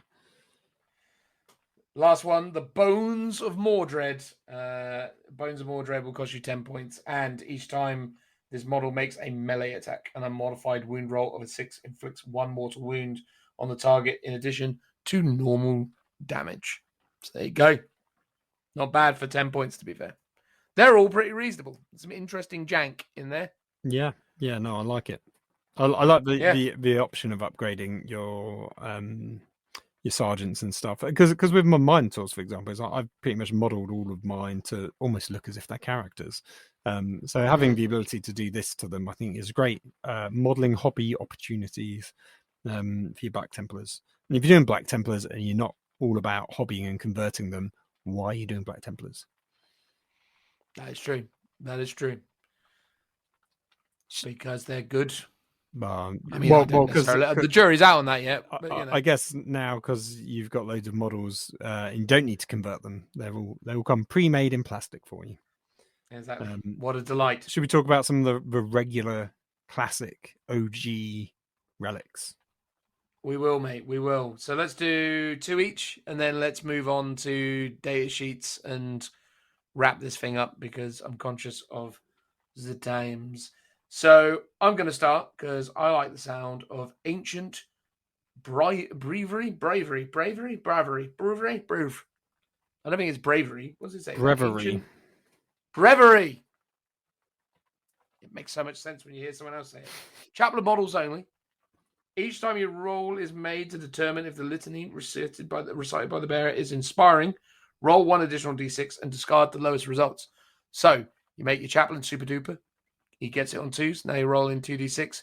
Basically, you just don't need to roll a double 1, and every one of your litanies is going off all the time. It's pretty good, isn't it? Yeah. And then for 2 CP, you get one that passes automatically in addition to everything else. So you literally just go, blah, there's 3 litanies every turn. Blah, blah, blah. It's pretty good. It's pretty reasonable. I'm well in favour of that. That is a good relic. Nice. Well done them for having a good relic. I'm going to go looking at the pictures, it's a book. There you go. Put the whole book on the. I wonder if I think they're the ones that come with the upgrade kit, so you're able to work out what relic is which, basically. And because of that, I'm going to go for Sword of Judgment, because it is the better looking version of the Judicia's sword. And this is basically why I'm going to be buying it, to upgrade my Judicia model with this killer sword instead. So basically, Sword of Judgment, it replaces the Power Sword, Mastercrafted Power Sword, or Relic Blade only, and then gets the following profile: +3 strength, -3 AP, and 3 damage. Strong. Which is pretty good. And then obviously, it's like a sort of mini Thunderhammer with no negatives. Yeah, well, it's better than Thunderhammer because it's -3. Well, exactly. It's the best things of the Power Sword. It's a pineapple pen of a Power Sword, a Power Fist, and a Thunderhammer, all in one, smushed together. And if you're able to give them +1 strength via some kind of litany, yeah, pretty reasonable. +4, which then would make it exactly like a Thunderhammer. Yeah. Well, good. Yeah, no, I'm into that. I'm going to go with the Crusader helm because I actually quite like the weird Crusader helms that they've done for the Templars. I think they're a bit of a mixed bag in some people's opinions, but I quite dig them. So add 3 to the range of the bearer's aura abilities to a maximum of 9. So that's very strong.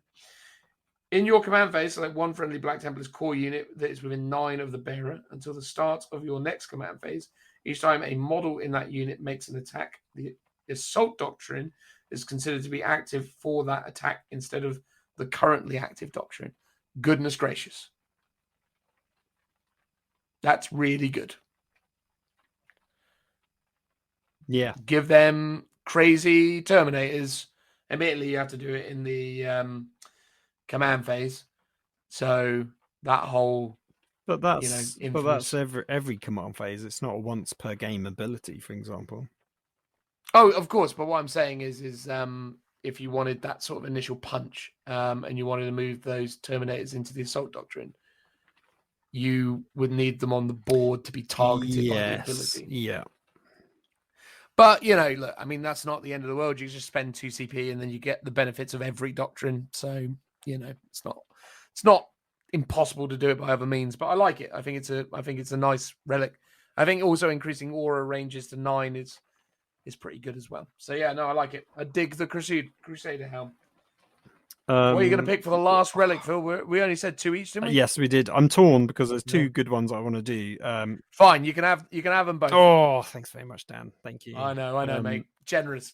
Well, I wanted to. So the first one's the Aurelian Shroud, which is the cool banner with the kind of shroud over the top of it.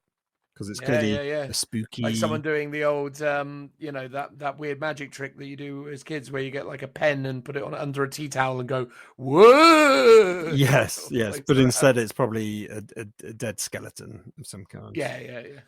So once per battle at the start of either player's command phase, the bearer can unveil the Aurelian Shroud. If it does until the start of your next command phase, the bearer has the following ability. It's an aura ability. While a friendly Black Templars core infantry unit is within 3 inches of this model, models in that unit have a 4+ invulnerable save. Take that, Vows of the Emperor. It's 4+. Yeah, like, again, though, right? Already you've demonstrated, like, how worthless your 5-up invuln is. I mean, this is only once per game. It is an is aura it once ability. per game? Yeah, Okay. once per battle at the start of either player's command phase. So I like that you can Fine. activate it in your opponent's command phase. Yes, yeah. But it is an aura ability, so that is quite cool. Fine. It's only... But still, though.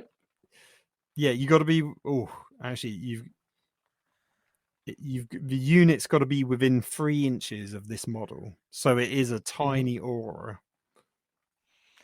Put it on a chaplain on bike, though, mate. They've got big oval bases. Big bases, yeah, that's true. Primary chaplain on bike.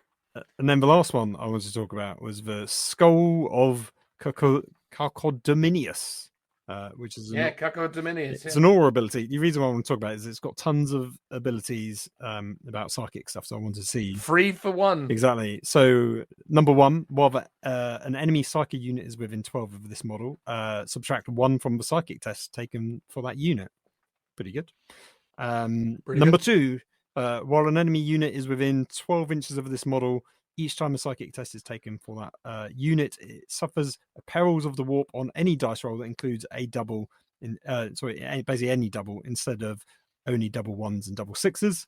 That is really good because that, I think, ups the rate of perils by quite a bit. And then number 3, once per battle at the start of your opponent's psychic phase, the bearer can raise the Skull of Cacodeminius. If it does until the end of that phase, the bearer has the following ability. So it's an aura ability. While an enemy psychic unit is within 18 inches of this model, subtract 1 from psychic tests made for that unit, and it's cumulative with other abilities of this relic. So basically, within 12, you'd get -2. And then within between 12 plus to 18 is -1. All right, yeah. So even though you don't have librarians, there are plenty of ways of actually getting -1s on your opponent's psychic tests, or +1s to your Deny the Witch test, or a stratagem that can just get rid of your psychic test. So you're not bad for psychic defense, considering you have no psykers in your army. You have loads of options, it's fair to say. Yeah, for sure. Many an option. All right. I feel like we've spoken about the Crusade Squad enough at this point. It feels like we need to do the data sheets for the 3 specific characters. And then, depending on how we feel the time is going, we'll get into talking about the Primaris Sword Brethren. But we're going to start with High Marshal Helbrecht, because High Marshal Helbrecht is, as I stated in episodes ago, probably the nicest Warhammer 40,000 miniature of a Space Marine ever created. The apex of Space Marine miniatures. But is he worth it? Let's have a chat. So, High Marshal Helbrecht has a movement of 6, as is the way with Space Marines. A weapon skill and ballistic skill of 2. A strength and toughness of 4. 8 wounds, Phil. 8. Where the heck did he find 8 wounds from? Is that because he's got little men around him? Possibly. He's just like throwing his servitors at people. Do you know what it probably is? Because I think they actually get attacks as well. Ah, well, there you go. 6 attacks, a leadership of 9, and a 2+ armor save. High Marshal Helbrecht is equipped with Ferocity, Attendant Thrall's Fists, Sword of the High Marshal, Frag, Crack Grenades, and your army can only include one of him. So, Ferocity. Before selecting targets, select one or both of these weapon profiles. If you choose to use them both, it's -1 to your hits. You got the Bolt Rifle, which is Rapid Fire 2. Strength 5, which is crazy. -1 damage. So, a Strength 5 Bolt Rifle. And then a melter gun, which is range 12, assault 1, strength 8, -4, d6, +2 damage. All the time, +2 damage. Doesn't need to be within half range. So good. He's always getting a +2. Very, very good. That is a proper weapon of a chapter master right there. Absolutely. Well, and that's not the only one. He's also got the Sword of the High Marshal.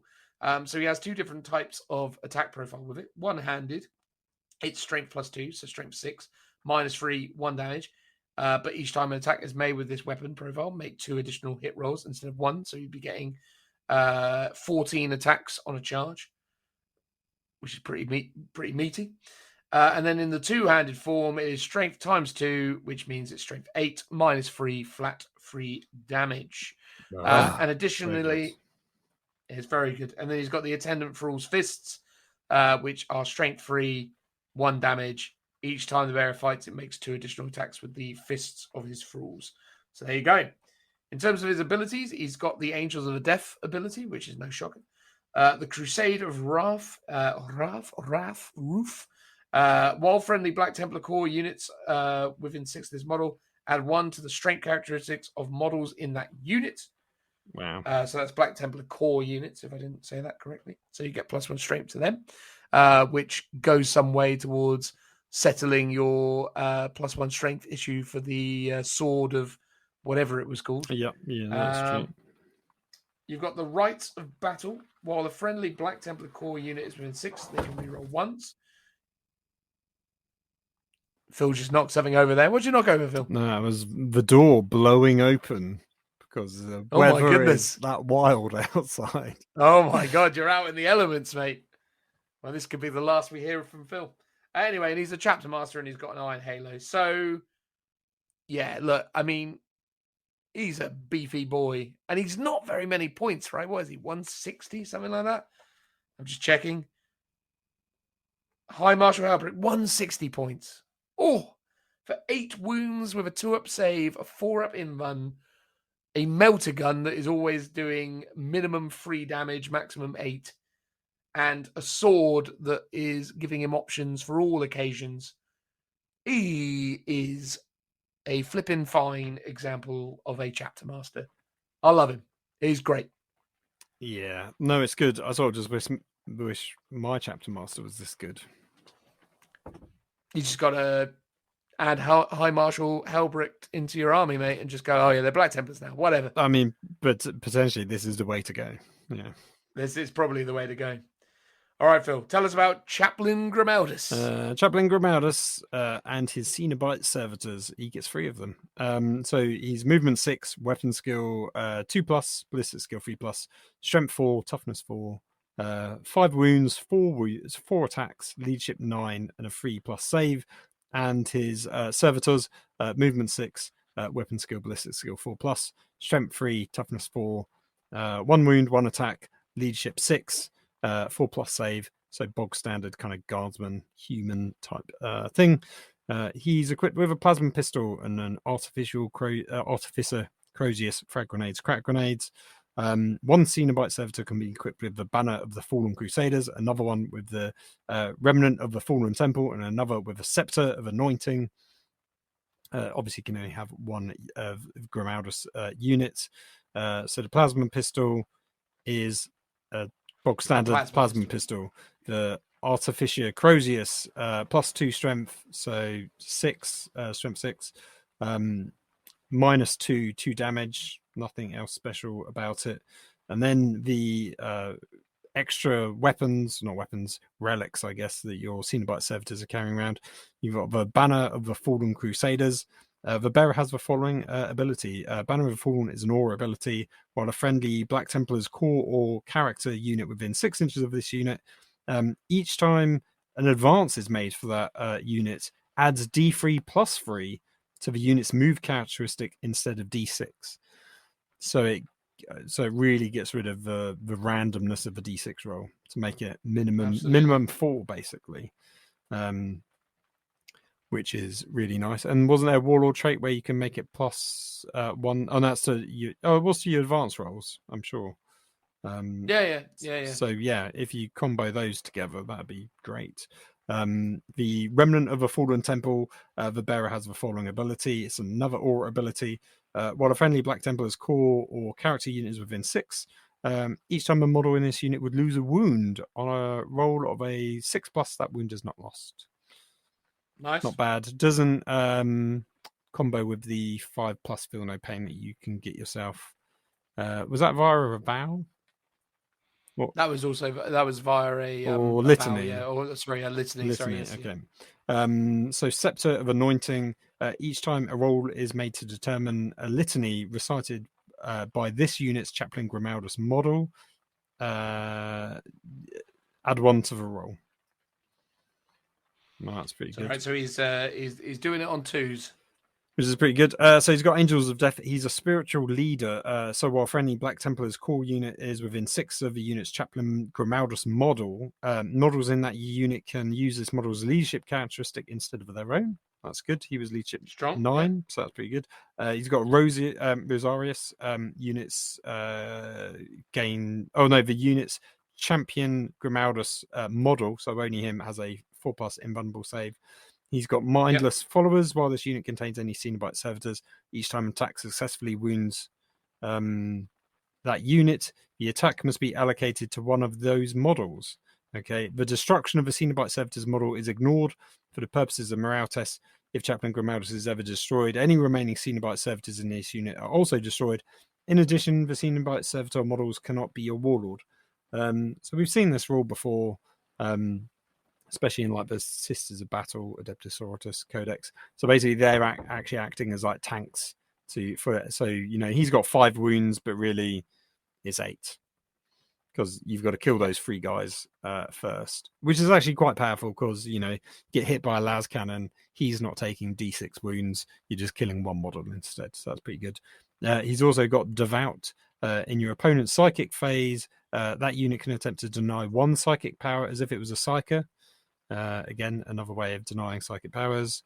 And then he's got Indomitable Resolve. Once per battle, when this unit, Chaplain Grimaldus's model, is destroyed, you can choose to roll on a d6 at the end of the phase instead of using any rules that are triggered when a model is destroyed, i.e. only in Death Does Duty End. If you roll a 4+, set Chaplain Grimaldus model back up on the battlefield as close as possible to where they were destroyed and not within engagement range of any enemy models with 3 wounds remaining. So he's got a mini Robote Gilliman inside of him. Potentially better, though, because he gets fixed wounds back. Roberta Gilliman can get up and only have 1 wound. Is it D6 he gets? Yeah, he gets D6, okay. Yeah, so...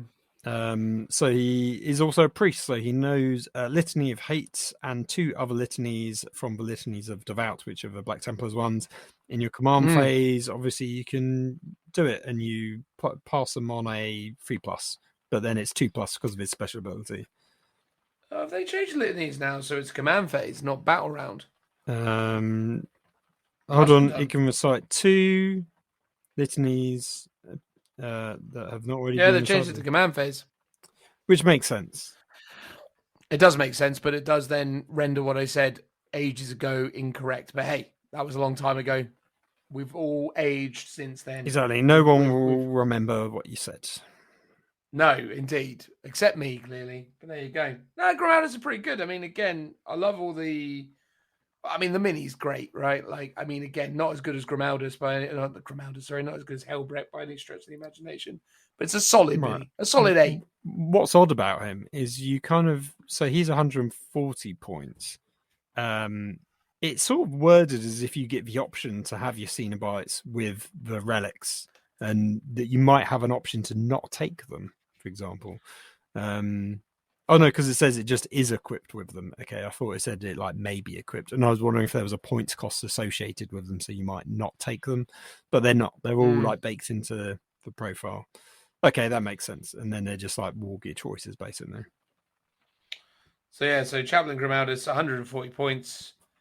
And then the Cenobite Servitors, is that included in the 140 as well? Yeah. It's all included in the price. Blimey. That's actually all right then. So you're rocking 8 wounds with the Servitors. Yeah. I mean, because you know how, 8th edition was all about these kind of castles of a couple of key characters, the banner that could always allow you to shoot back when you died, and you just surround your entire army around those like couple of characters because they had all these cool aura benefits. And then we sort of to an extent seen a move away from that.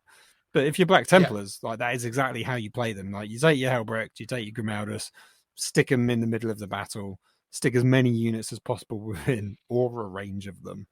And all of a sudden, you're advancing a minimum of 4 up to 6. You're getting a 6 up feel no pain. He's doing extra litanies. Helbrecht is a beast. Plus, he's increasing the strength of every model, which is great for like your Crusaders with like chainswords, for example. Yeah. Something to be said for it. I think Grimaldus is definitely an interesting choice. I think I would still just prioritize a regular chaplain, though. Only from the perspective that I think a regular Primaris chaplain or Primaris chaplain on bike is a bit more versatile, especially with that relic where you get to roll the 2d6. Like, that's pretty impressive. Yeah. So there we go. All right, we'll finish up with the Emperor's Champion. So the Emperor's Champion is a HQ unit, and it is movement 6, weapon skill 2, ballistic skill 3, strength toughness 4, 5 wounds, 5 attacks, leadership 9, and 2+ save. The Emperor's Champion is equipped with a bolt pistol, black sword, frag, crack grenades. Your army can only include 1 Emperor's Champion. So, bolt pistol, you know the score. Interesting that he has a bolt pistol and not a heavy bolt pistol, given that he is Primaris. But let's not linger on that weirdness. Let's talk about the black sword. So the black sword comes with 2 profiles. If you are sweeping blowing it, then it is strength +3, -3, 2 damage. And then if you are doing a thrusting strike, it is strength ×2, -4, flat 3 damage, but you are -1 to hit. So with a charge, you're going to be doing 6 attacks, and that is either going to be 6 attacks at +3 strength, -3, 2 damage, or 6 attacks at strength 8, -4, 3 damage. Acknowledging that you're going to have the -1 to hit, I still think in a lot of instances you probably are going to roll with the big hitter because controversially, using the sweeping blow variant offers no additional attacks, which kind of goes against the model. Well, the reason why is because the Emperor's Champion is meant to take on characters and monsters historically, whereas the sweeping profile is very much for dealing with hordes, and that's not what he's meant to be about. He's meant to be challenging like the biggest opponent in your model's army, which is why I guess he's got one that's good at taking out kind of middleweight characters, and then one that's really good at dealing with almost like vehicles, basically. If you're strength 8, it's like, cool, I'm going to rock up to a knight. It's not going to get a save because I'm -4 and I'm doing flat 3 damage. Yeah. So in terms of his special rules, he's got the Angels of Death, the Armor of Faith, which is a 4+ invulnerable save, and obviously a 2+ armor save that we've already established. Skillful parry. Each time a melee attack is against this model, subtract 1 from the hit roll, which is pretty good. He is Sigismund's heir. Each time this model makes a melee attack against enemy character units, you can reroll hit rolls and reroll wound rolls, which at that point you're probably going to be using the ×2 strength -4 variant all the time if you're up against characters anyway, because you're rerolling hits and rerolling wounds. So I know. Why not? Can't you also take the Warlord trait that gives you +1 strength as well from the Black Temple? So you could be strength 9. Yes, I can't remember which Warlord trait that was now, but yes, quite hold on, let me quickly check. It was the Master of Arms. So start of a fight phase, you always fight first, and you. Oh no, that's +1 attack characteristic. It's +1 strength. Maybe there wasn't one. Maybe it was. Hold on. Either way, though. No, I think maybe there was like a litany. Yeah, it was +1. Oh no, +1. Sorry, Paragon of Fury. +1 to this Warlord's strength characteristic.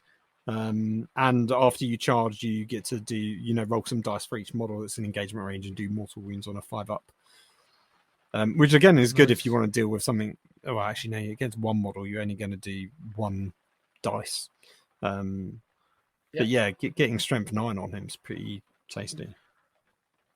Damn right. All right, and then lastly for him, well, not lastly, there's 2 last bits. So we've got Holy War Gear. This model can never be given any relics. Boo, Fair enough. boo. No, it's a bit lame. You got martial superiority at the start of the fight phase. If this model is within engagement range of any enemy character units, it can fight first that phase, which is pretty reasonable. And then it heroically intervenes 6 inches. So that's good. Look, I mean, at the end of the day, he is 100 points of get up in the face of characters and cause them a bad time, which is a good time for you as a Black Templars player, right? Yeah. Now, it'd be interesting to see how it compares with the regular Emperor's Champion from the standard Space Marine book, because one thing I like about this guy is he doesn't have a combat shield, which gives, I think, just a 5-up save. And also is a modeling nightmare because combat shields look lame, and I don't want to give my Emperor's Champion a shield that is a small diddly combat shield. So the fact that he just gets an invuln save because he's, holy, he's got his armor of faith, I think is a cool little addition. Yeah, I can't remember what the upgrade is for the Emperor's Champion when you make him the sort of super Emperor's Champion, when you upgrade him to be the chapter champion. Well, the chapter champion is a specific selection, I think. So there's the company champion, and then there's the chapter champion. Yeah, that's it. So a chapter champion is basically the same stat line, except I think it's same stat line. And in terms of weapons, has Champion's Blade, which is AP -2, 1 damage, but you make 1 additional attack with it. And then you get a Master Crafted Power Sword, which you're probably going to prioritize using. And again, this model heroically intervenes 6. And again, if it's within range of a character and it's got skillful parry, so it's basically the same as a chapter champion, except it's got more wounds because it's Primaris. What has this thing got that a chapter champion doesn't have? Oh, it's got a 4-up invuln. There you go. Yeah. So yeah, chapter champion doesn't have a 4-up invuln.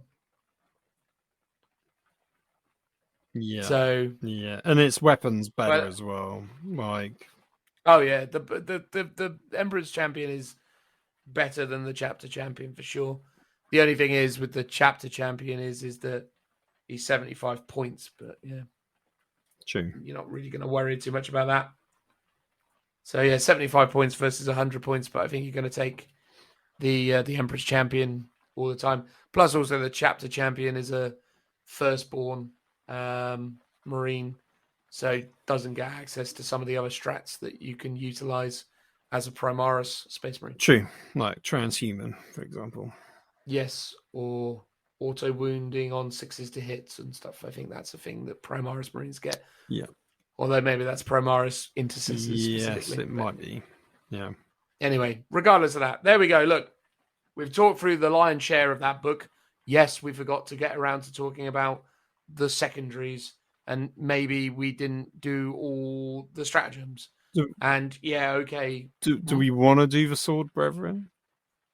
Nah, they're just bad. Blade Guard.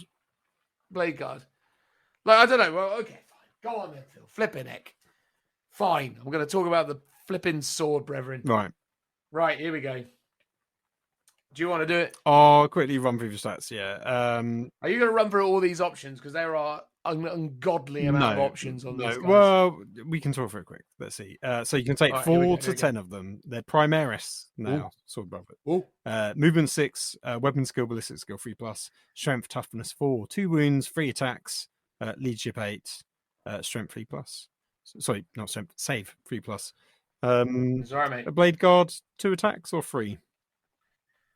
Blade Guard are 3 attacks. Okay. Yeah. Toughness 4. Yeah, okay, right. I will grab the Blade Guard profile just so as we can compare and contrast. They come equipped with heavy bolt pistols, Astartes chainsaws, frag grenades, crack grenades. Any number of them can be upgrade their chainswords with a power sword. Not mastercrafted, just a regular power sword. Which is not as good as the Blade Guard. They have mastercrafted power Exactly. swords. That's why I called it out. If this unit contains 9 or fewer models, basically one model each can be upgraded to one of the following, and this is done in a way where you can only take one per squad. So one model can have a Thunderhammer, one can have 2 Lightning Claws, one can have a Power Axe, a Power Maul, a Plasma Pistol. The Sword Brothers heavy bolt pistol can be replaced with a Plasma Pistol. And up to 2 Primaris Sword Brothers can each have their heavy bolt pistols replaced with 1 Pyre pistol. If you take 10 or contains 10 models rather than 9 or less, you can take 2 of each of those. So 2 Thunderhammers, 2 lots of 2 Lightning Claws, for example. And 4 of those Pyre pistols. Yes, which is actually quite cool. Especially when you combo that with the stratagem that allows you to give them blast, for example. They've got Angels of Death, they can combat squad. They've got Vow-sworn Bladesmen. So while any Templar vows are in effect, this unit is not affected by the Vow's passion, which is always the negative. So that is actually quite a cool ability that they've got.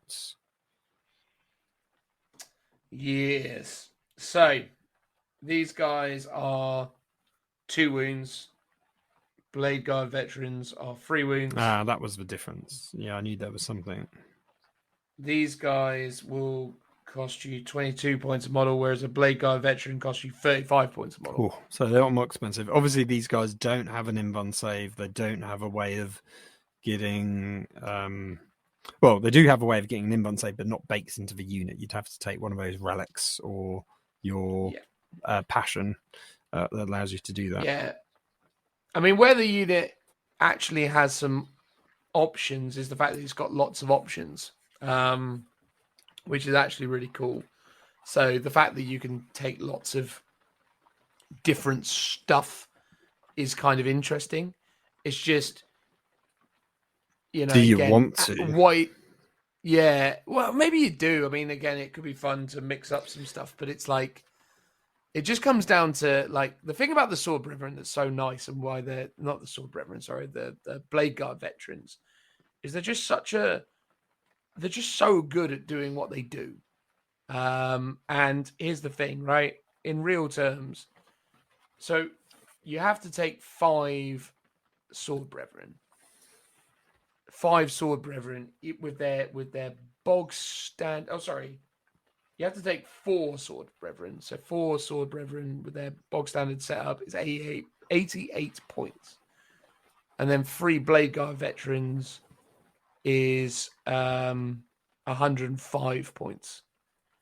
But I don't think there's any situation where the Blade Guard veterans lose to the Sword Brethren. In that comparison, I think even if you took 6 Sword Brethren or 5 Sword Brethren would be 110 points. And so that's 5 points more than 3 Blade Guard veterans. I don't see the Sword Brethren winning ever. Like, it just can't happen. Like, they're just nowhere near as good. Yeah, I mean, the only way they could maybe be better is if you keep them all with chain swords. It's the assault doctrine, so they're -2 AP. And they're getting their extra additional attack to maximize that. And then it's like, yeah, you've got invuln saves, but it doesn't matter because I'm sort of maxing your save out to that anyway because of the AP on the chain swords. I mean, that's the only real way. But if you don't kill them, the Blade Guard's probably going to murder them afterwards anyway. Well, here's the thing, right? So best case scenario with the way that rolls out, like, again, you've got your 4... Oh, hang on. How much is one of these each? They're 3 attacks each, aren't they? So with chainsaws, it's 5 attacks a guy. So if you said 5 of them were attacking, you'd get 25 attacks. 25 attacks hitting on 3s means that you're going to be getting something like let's say 20 hits because it's just easier. You're going to be strength 4 and toughness 4, so it's 10 wounds. 10 wounds, 4 up. That's going to be 5 wounds. Means you've killed 1 sword brethren and left 1 guy on 1 wound. Blade guard, but yeah. Blade guard, sorry. You've killed 1 blade guard, left the other one on 1 wound, and then got 1 left alive. The sergeant is assumingly still alive, so in return, and this is also me basing this on this being the assault doctrine, which means that the blade guard veteran are in the sword and the assault doctrine also. The blade guard veterans have so the sergeant has 4 attacks, and the so it would be 5, 9 attacks, hitting on freeze. So again, 6 hits, wounding on freeze, which is better. So again, what did I say? 6. So 4 wounds, but these will be AP -4. So they will. So the remaining 1.5 guys will kill 4 of your sword brethren. Or you've by maths hammer. You've upgraded your True. your sergeant. The upgrades is where the stuff happens. But the fact is, right, here's the thing. You don't have to worry about it because you can still take Blade Guard veterans. So just take Blade Guard veterans. It's like, don't worry yourself with these. I mean, Sword Brethren, cool. They've got flexibility. You can chuck a Thunder Hammer in. You can chuck whatever in. But legitimately, just do the... Just do the Sword Brethren, not Sword Brethren, sorry, do the Blade Guard veterans. Yeah, they're sort of so similar and have a similar role, but and here's the thing: the Sword Brethren are really iconic. They look great. They each have a different weapon, which is cool from a visual and thematic point of view, but from a sort of either from a competitive point of view or from a practical point of view, it's not really that good because it's like, yeah, one's got twin lightning claws, one's got a thunder hammer. So in the course of the game, it's very rare that one unit's going to come up against a big horde unit plus a vehicle to maximize both of those weapons. So you're never going to be efficiently using all your weapons all the time. Whereas with Blade Guard, it's like, yeah, you've got really cool mastercrafted power swords, which is pretty good at dealing with anything almost. And whatever they're going into, they're going to be using you're rolling the same dice constantly for everything. So it speeds it up. Plus you're just maximizing what you're going up against. Whereas it's a bit like Death Watch. It's like Death Watch are really cool. But yeah, you can have one guy with a shotgun, one guy with a bolt pistol, one guy with a frag storm gauntlet, and another guy with a maul and a storm shield, and that looks great. But it's like no one plays them like that because it's just really rubbish from a practical games point of view. So I sort of imagine that people will take them because you love Black Templars, of course you'll have them, but will you run them in many games? Maybe not. Or would you run them in let's say competitive tournament point of view? Probably not, because you just take your Blade Guard instead. So they're cool, but it just feels like they're suffering from the fact that Games Workshop have this rule of, if it's modeled in a box, then that's how you have to build them. So there's only one Thunderhammer in the box, so you can only take one Thunderhammer. If it was like the old school where it's like, cool, I can take the whole unit with lightning claws or the whole unit with Thunderhammers, then that would be amazing, but maybe also too broken as well.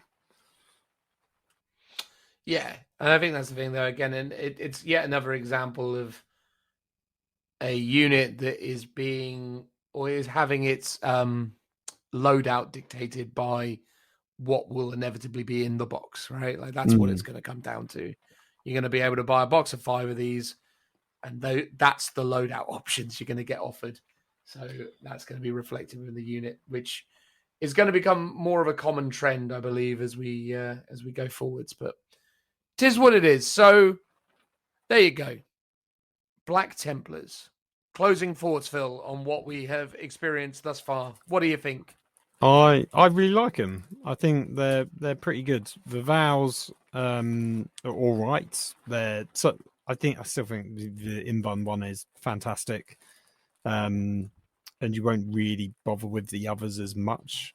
So I think in a way it'd be a bit nice if they were a bit more balanced. But I think they're good. I think all the litanies are good. I think the relics are good. I think the fact that you can upgrade squads to, have a sergeant like super powered, and each unit can have its own relic, I think that's fantastic. Again, another cool thing for like modeling hobby options. I think that's also awesome as well. And I kind of wish more, just all Space Marine armies or all armies in general can have those kind of things. Yeah, I mean, characters are great. Characters are really good as well. I think they're the strongest elements out of that codex, more so than the Crusader squads and the Sword Brethren.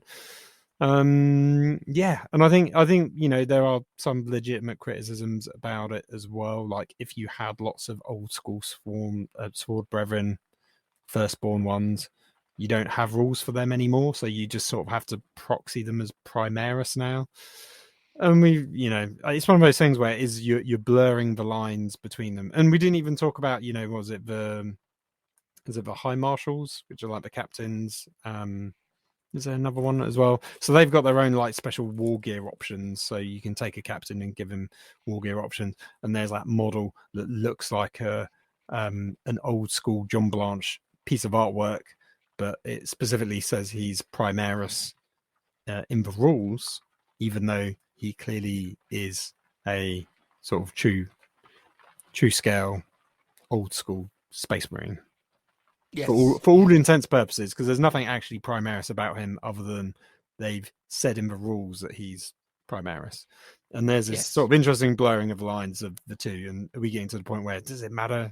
Just make all Space Marines and have no distinction between Primaris and Firstborn. I know, it's almost as if there was no point doing Primaris at all. Just basically, you should have just done there's just a new suit of armor. Like, move on.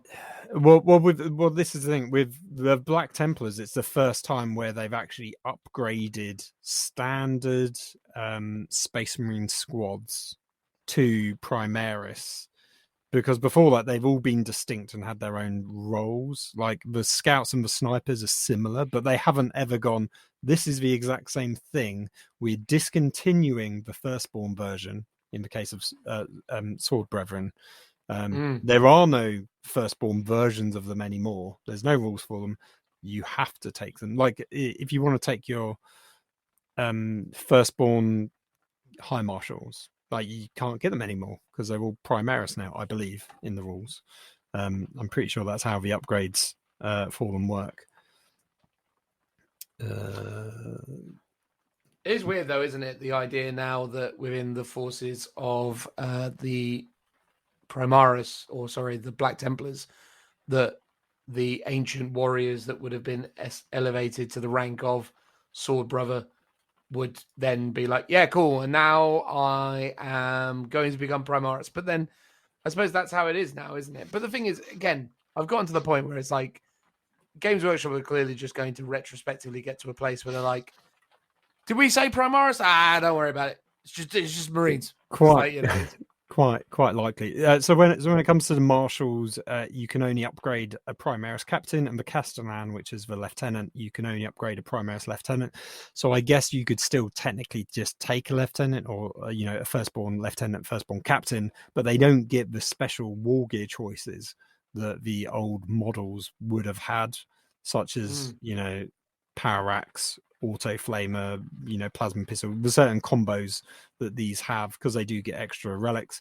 Oh, there's one extra thing. They get some cool Black Templars armory. So for example, all your vehicles can take a multi-melter instead of a heavy stubber, Iron Hail heavy stubber, which is super cool. Yeah, I like that. Yeah, I think it's really cool. Weird blurring of the lines between Primaris and non-Primaris, but overall I really like what they've done. And I think if they ever redid the supplements for the other chapters and they were along the lines of this and have a more sort of thematic army-wide bonus, I think that'd be brilliant. Yeah. Oh, cool, man. Look, from my side of things, it's all right. It's absolutely middle of the road in terms of competitiveness, but in terms of theme and character and flavor, I think it's a great book. I think it's a really great army for hobbyists. If you want to be doing a fun, interesting, creative Space Marine army, I think Black Templars and the contents of that book have you covered. The creativity, the flexibility, the freedom it offers you, and the fact that you've still got all of the different elements of the, existing Space Marine range that you can sprinkle into your army. Obviously you're still getting to access Phobos armor. You're still getting to access the Gravis armor. There's nothing stopping you from having heavy intercessors as your troop choices for Black Templars. There's nothing stopping you using, Redemptor Dreadnoughts and all this other stuff. It's all in there. And I think this is a really exciting opportunity for people to kind of reimagine what the Black Templar forces might look like. And I think this is a really awesome addition to the game to really kind of bring the forces of the Black Templars to life. And from a model range perspective, as I've said on multiple occasions, they're gorgeous. So that's great. But if you're looking to be competitive with Space Marines, this ain't it. Don't worry about it, because there are other more competitive Space Marine options. But this is fun. It's interesting. And I do imagine a lot of people will be trying to make them work competitively. And I do think there are some interesting builds in there that could be viable. But I'm not seeing anything that is leaping off the page at me. I'm not going, oh, wow, that's incredible. It's all just like, yeah, it's all right. But hey, love the models, love the lore, love the whole idea of how they've built the book. I love the customization of sergeants, all the relic stuff. It's great. My only criticism is that it's not very competitive, but who cares? Just enjoy it for what it is. I like how you're like, army-wide 5-up invuln. Nah, it's not good. It isn't. Not on Space Marines. It just isn't, because most of the time Space Marines have better saves. What happens? Black Templars, Redemptor, Dreadnought army. All with 5-up invulns. 3 Dreadnoughts. Oh, yeah, of course. Plus Contemptors. And maybe a Leviathan in there for the fun of it. I'll tell you what I'm into at the minute is the Vendread. I think the Vendread is going to quite potentially have its moment in the sun again when people realise that Vendreads actually have weapon and ballistic skill 2+ still. I've seen a couple of people rock them. When I played Shaggy, he had Contemptor, twin las cannon Contemptor, plus a venerable Dreadnought with twin las cannon as well. So yeah, well, that's technically a Legends option, but who's judging? Well, I'll have words with him. Yeah, I think the venerable Dreadnought on the data sheet is missile launcher las cannon. If you're going to do twin las, then you're taking a Legend option, I think. Oh, let's have a quick look. Are you going to look into it? You're going to see what the deal is? Yeah, why not? Let's see if he's on the up and up. Well, I'll tell you what, while you're doing that, Phil, we're going to transition now to the outro. Black Templars, we hope you enjoyed. Transitional noise. Woo!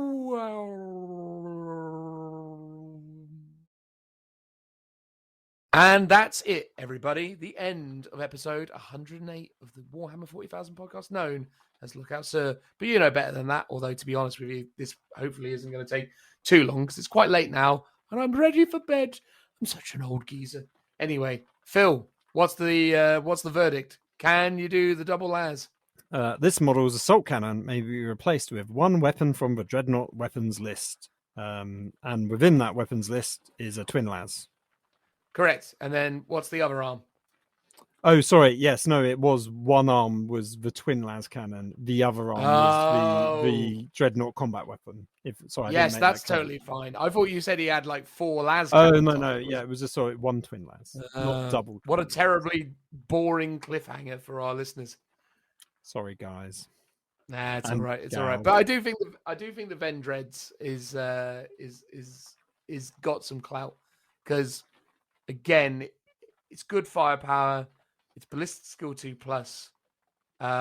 It's weapon skill 2+. It's got the 6-up shrugs, and obviously it's still a core unit, so you can still apply a number of benefits to it. And obviously, if it is Black Templars, they're going to have that 5-up invuln. Oh my god! And they don't benefit from cover anyway. So yeah, an all Dreadnought list, I suppose, good to have a lot of viability, and you couldn't wound it on anything better than a 1 or a 2. Oh, there it is. I mean, there's not many weapons in the game that can wound a dreadnought on a 2, except A Paragon Gauntlet wielded by a Knight Gallant. That should do it. You'd have thought. That should do it. Well, yeah, Well, anything that's strength 8, that's times 2 strength. So, any knight or titan close combat weapon. Basically, yeah, that's about it. But not when it's Black Templars. Ooh. Exactly. At least when you've done that one specific vow. But anyway, yeah. So there you go. What have you been doing otherwise, Phil? I've been working on painting. I've done a bit of Bobby G. He's not finished yet because I haven't painted his arms, but I've painted a bit of Bobby G. Phil, what's your unbiased opinion on Bobbert? Do you think he's all right? I like it. I think you've done a good job. What you should do is take a photo and we'll put it up on the Instagram for people to see. Well, yeah, but he hasn't got any arms yet. I got to finish his arms before. Well, no, it's in work in progress. That's what people like. Oh, they like work in progress. They do. Fine. Yeah. I'll do that. I've done quite a good job on the plasma on my Redemptor Dreadnought as well. I'm quite happy with that. So it's all coming together. I've got to, up my game, Phil, for the infamous Dan v Phil contest that will be at Rapid Fire Wargaming. Exactly. I'm looking forward to it. And I've just started, I've just finished undercoating my 2 Contemptors. So I've got to paint them, and I've got just over a month, a month and a bit, almost not quite 2 months. So Phil has got 6 weeks to paint 2 Contemptors. That's no time. Well, the thing is, right, I've got to... And in that time, just to say, though, I've got to paint. So I've got to finish Guilliman. I've got a Redemptor to finish. I've got many units. I've got about 1,200 points still to paint. Oh, do you know how long that takes me? About 7 years. 3 years since the start of this project, when we decided to do the 2K Marine project, or 1K, whatever. Yeah, well, I mean, admittedly, it's taken me that long, but then I only started. I mean, technically, because I embarked on this challenge with you at the same time, but then the army I was doing for that, I gave up on. And you've just evolved it from a grey model with a coloured arm to a grey model with a coloured shoulder pad. So it's kind of the same army. Kind of, yeah, but it's very different in terms. I mean, I've started working on this army because this is an entirely fresh thing. Like nothing that I have been doing over the last month or 2 months since I started this project has even been like assembled, with the exception of Guilliman. Guilliman was assembled and primed, but bar him, everything was in bits. I literally have by RFW I will have done a full 1750 points in whatever it took me. Because with mine, in my defense, it's not just 2 Contemptors. It's like 2 base Contemptors that have been magnetized. So I've got the amount of work. So I've got 6 weapons plus the missiles on top. Every single imaginable fist weapon. I've got 4 arms, and then I've got 6 fists that are magnetized to that arm as well. Yeah, it's crazy. So Phil has actually gone to the extent of magnetizing the claw variants and fist variants. Yes. Just in case he wants a different variant of combat weapon, even though they're the exact same thing. Because I couldn't decide which I liked best, whether I liked the claw or the fist, and I had both. So I was like, I'll just magnetize them so I can swap them in and out. And then also, even though you can't ever really see it, I've magnetized all the individual weapons that can go inside it, so I can have the grav gun or the storm bolter, for example. So I've done all that. So I've got lots to paint up overall, and I've got 4 different heads, because you get an extra head with the targeter array with the missiles that go on top. So I was like, I'll just paint them all up. And I think this is the thing, Phil. This is what I'm sort of trying to, expose within this RFW contest that we're going for. That, someone like yourself who meticulously creates and delivers these beautifully detailed and over-the-top minis with all this customization, magnetization. I'm basically here offering hope to the average 40k gamer that, their efforts can at least get them something close to comparable, even though realistically, what I'm going for is that I think my army, it will be eye-catching and look good from across the tabletop. And I think as a collective force, I think it'll look quite nice together. Yours is the one that when you look at it, it looks great, from afar, but when you actually dive into it, it looks even better. Mine's the opposite. It sort of looks all right once it's at like arm's length, but as soon as you actually start getting into the weeds, it's a bit like, oh, maybe not. But who knows? We'll see. It's why we're not going to do a photo contest for it, because I don't think I could hold a torch to you if we took photos. It could be photos from afar, so not close up pictures, but army wide shots. I think would actually be a fair comparison. Yeah, maybe. I mean, again, we'll see. Maybe I'm doing myself an injustice. I mean, we'll see. We'll see what happens. But we are also talking about doing a bat rep component of it as well, aren't we? Where we're talking about getting together and actually filming some games of the two forces opposed. I guess that'll be sometime afterwards. We can do that. Yeah, because we were thinking of doing it at the event, but they were saying it might be a bit unfeasible, which is totally fair. To be fair. But there we go. Otherwise, mate, how's things? Otherwise, you did your run. Yeah, pretty good. That was all good. Again, obviously, if you want to support Phil, who's already done his run, link will be in the description. Thank you to all our patrons who, again, prevent us from turning into awful shills, spilling out, corporate messages for, pennies. So, thank you for that, because you keep us honest, which is obviously the whole point of this. We don't want to dilute our opinions or have to, curtail ourselves to the desires of Games Workshop and their NDAs and such. So it's good that we've got that going on. And again, there's merchandise. Good old merchandise. It's really lovely, to be fair. It looks pretty good. I still need to pick up some myself, to be honest. I was expecting some freebies, but they never materialized. So I better... you got to pay with cold hard cash. Well, it's indicative of our relatively low, low retail quantities, I suppose. I think if we were, doing hundreds of T-shirts a week or something, they might, throw us some freebies as in way of a thank you. But I imagine right now they're probably looking at it going, why are we even supporting this range? So there's that. But there you go. But yeah, no, I reckon that's been a great episode, mate. It's been fun to talk through the Black Templars. Oddly, of all the Codex reviews that we have to do, I say have to do, I like doing this. Obviously, I choose to do this. But of all the Codex reviews we do, I find the Space Marine ones are the easiest because the established idea is in play. Like, you don't necessarily struggle as much to get under the skin of the concept of the army because Space Marines are so well established. So of all the reviews I like doing the Space Marines the most because there's so much, existing knowledge, I suppose, which is helpful because it makes the whole process a bit more enjoyable because you can look at the subtle differences as opposed to trying to figure out what the heck the whole thing's about. But fortunately, it looks like we're not going to have any more codexes for a little while, although next week we're going to have the Warzone Octarius, which is going to introduce some new rules for the Death Watch, right? Death Watch, Cadian, Leviathan for Tyranids. We're going to get Tim in. Oh, we could do. He is our resident Tyranid player, so to speak. He is our resident Nid lad. So yeah, we should probably... Oh, maybe we should ask him if he's up for it. There's I'm actually tempted to buy the Crusade rules for Octaris because it has the new Planet Strike missions in there, and it's been designed in a way where the Crusade isn't really themed around Tyranids and Imperium like the very first one, Prior Nexus, had loads of specific Crusade rules for Necrons and Marines in, whereas those are in the Octarius Warzone book. But the actual missions are much more generic, and they're all about Planet Strike, which is an old kind of mission mechanic from 6th, 7th edition.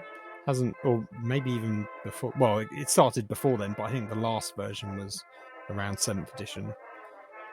So that'd be quite exciting. I'd be quite tempted to just pick it up to see what they're like. I mean, give it a try, mate. You never know. True. You might enjoy it. And also, Warzone Octarius book has got the rules for Inquisition in there, plus fortifications, which ties in with the Planet Strike missions as well. Crikey. It's quite a lot to get our teeth sunk into next week, then.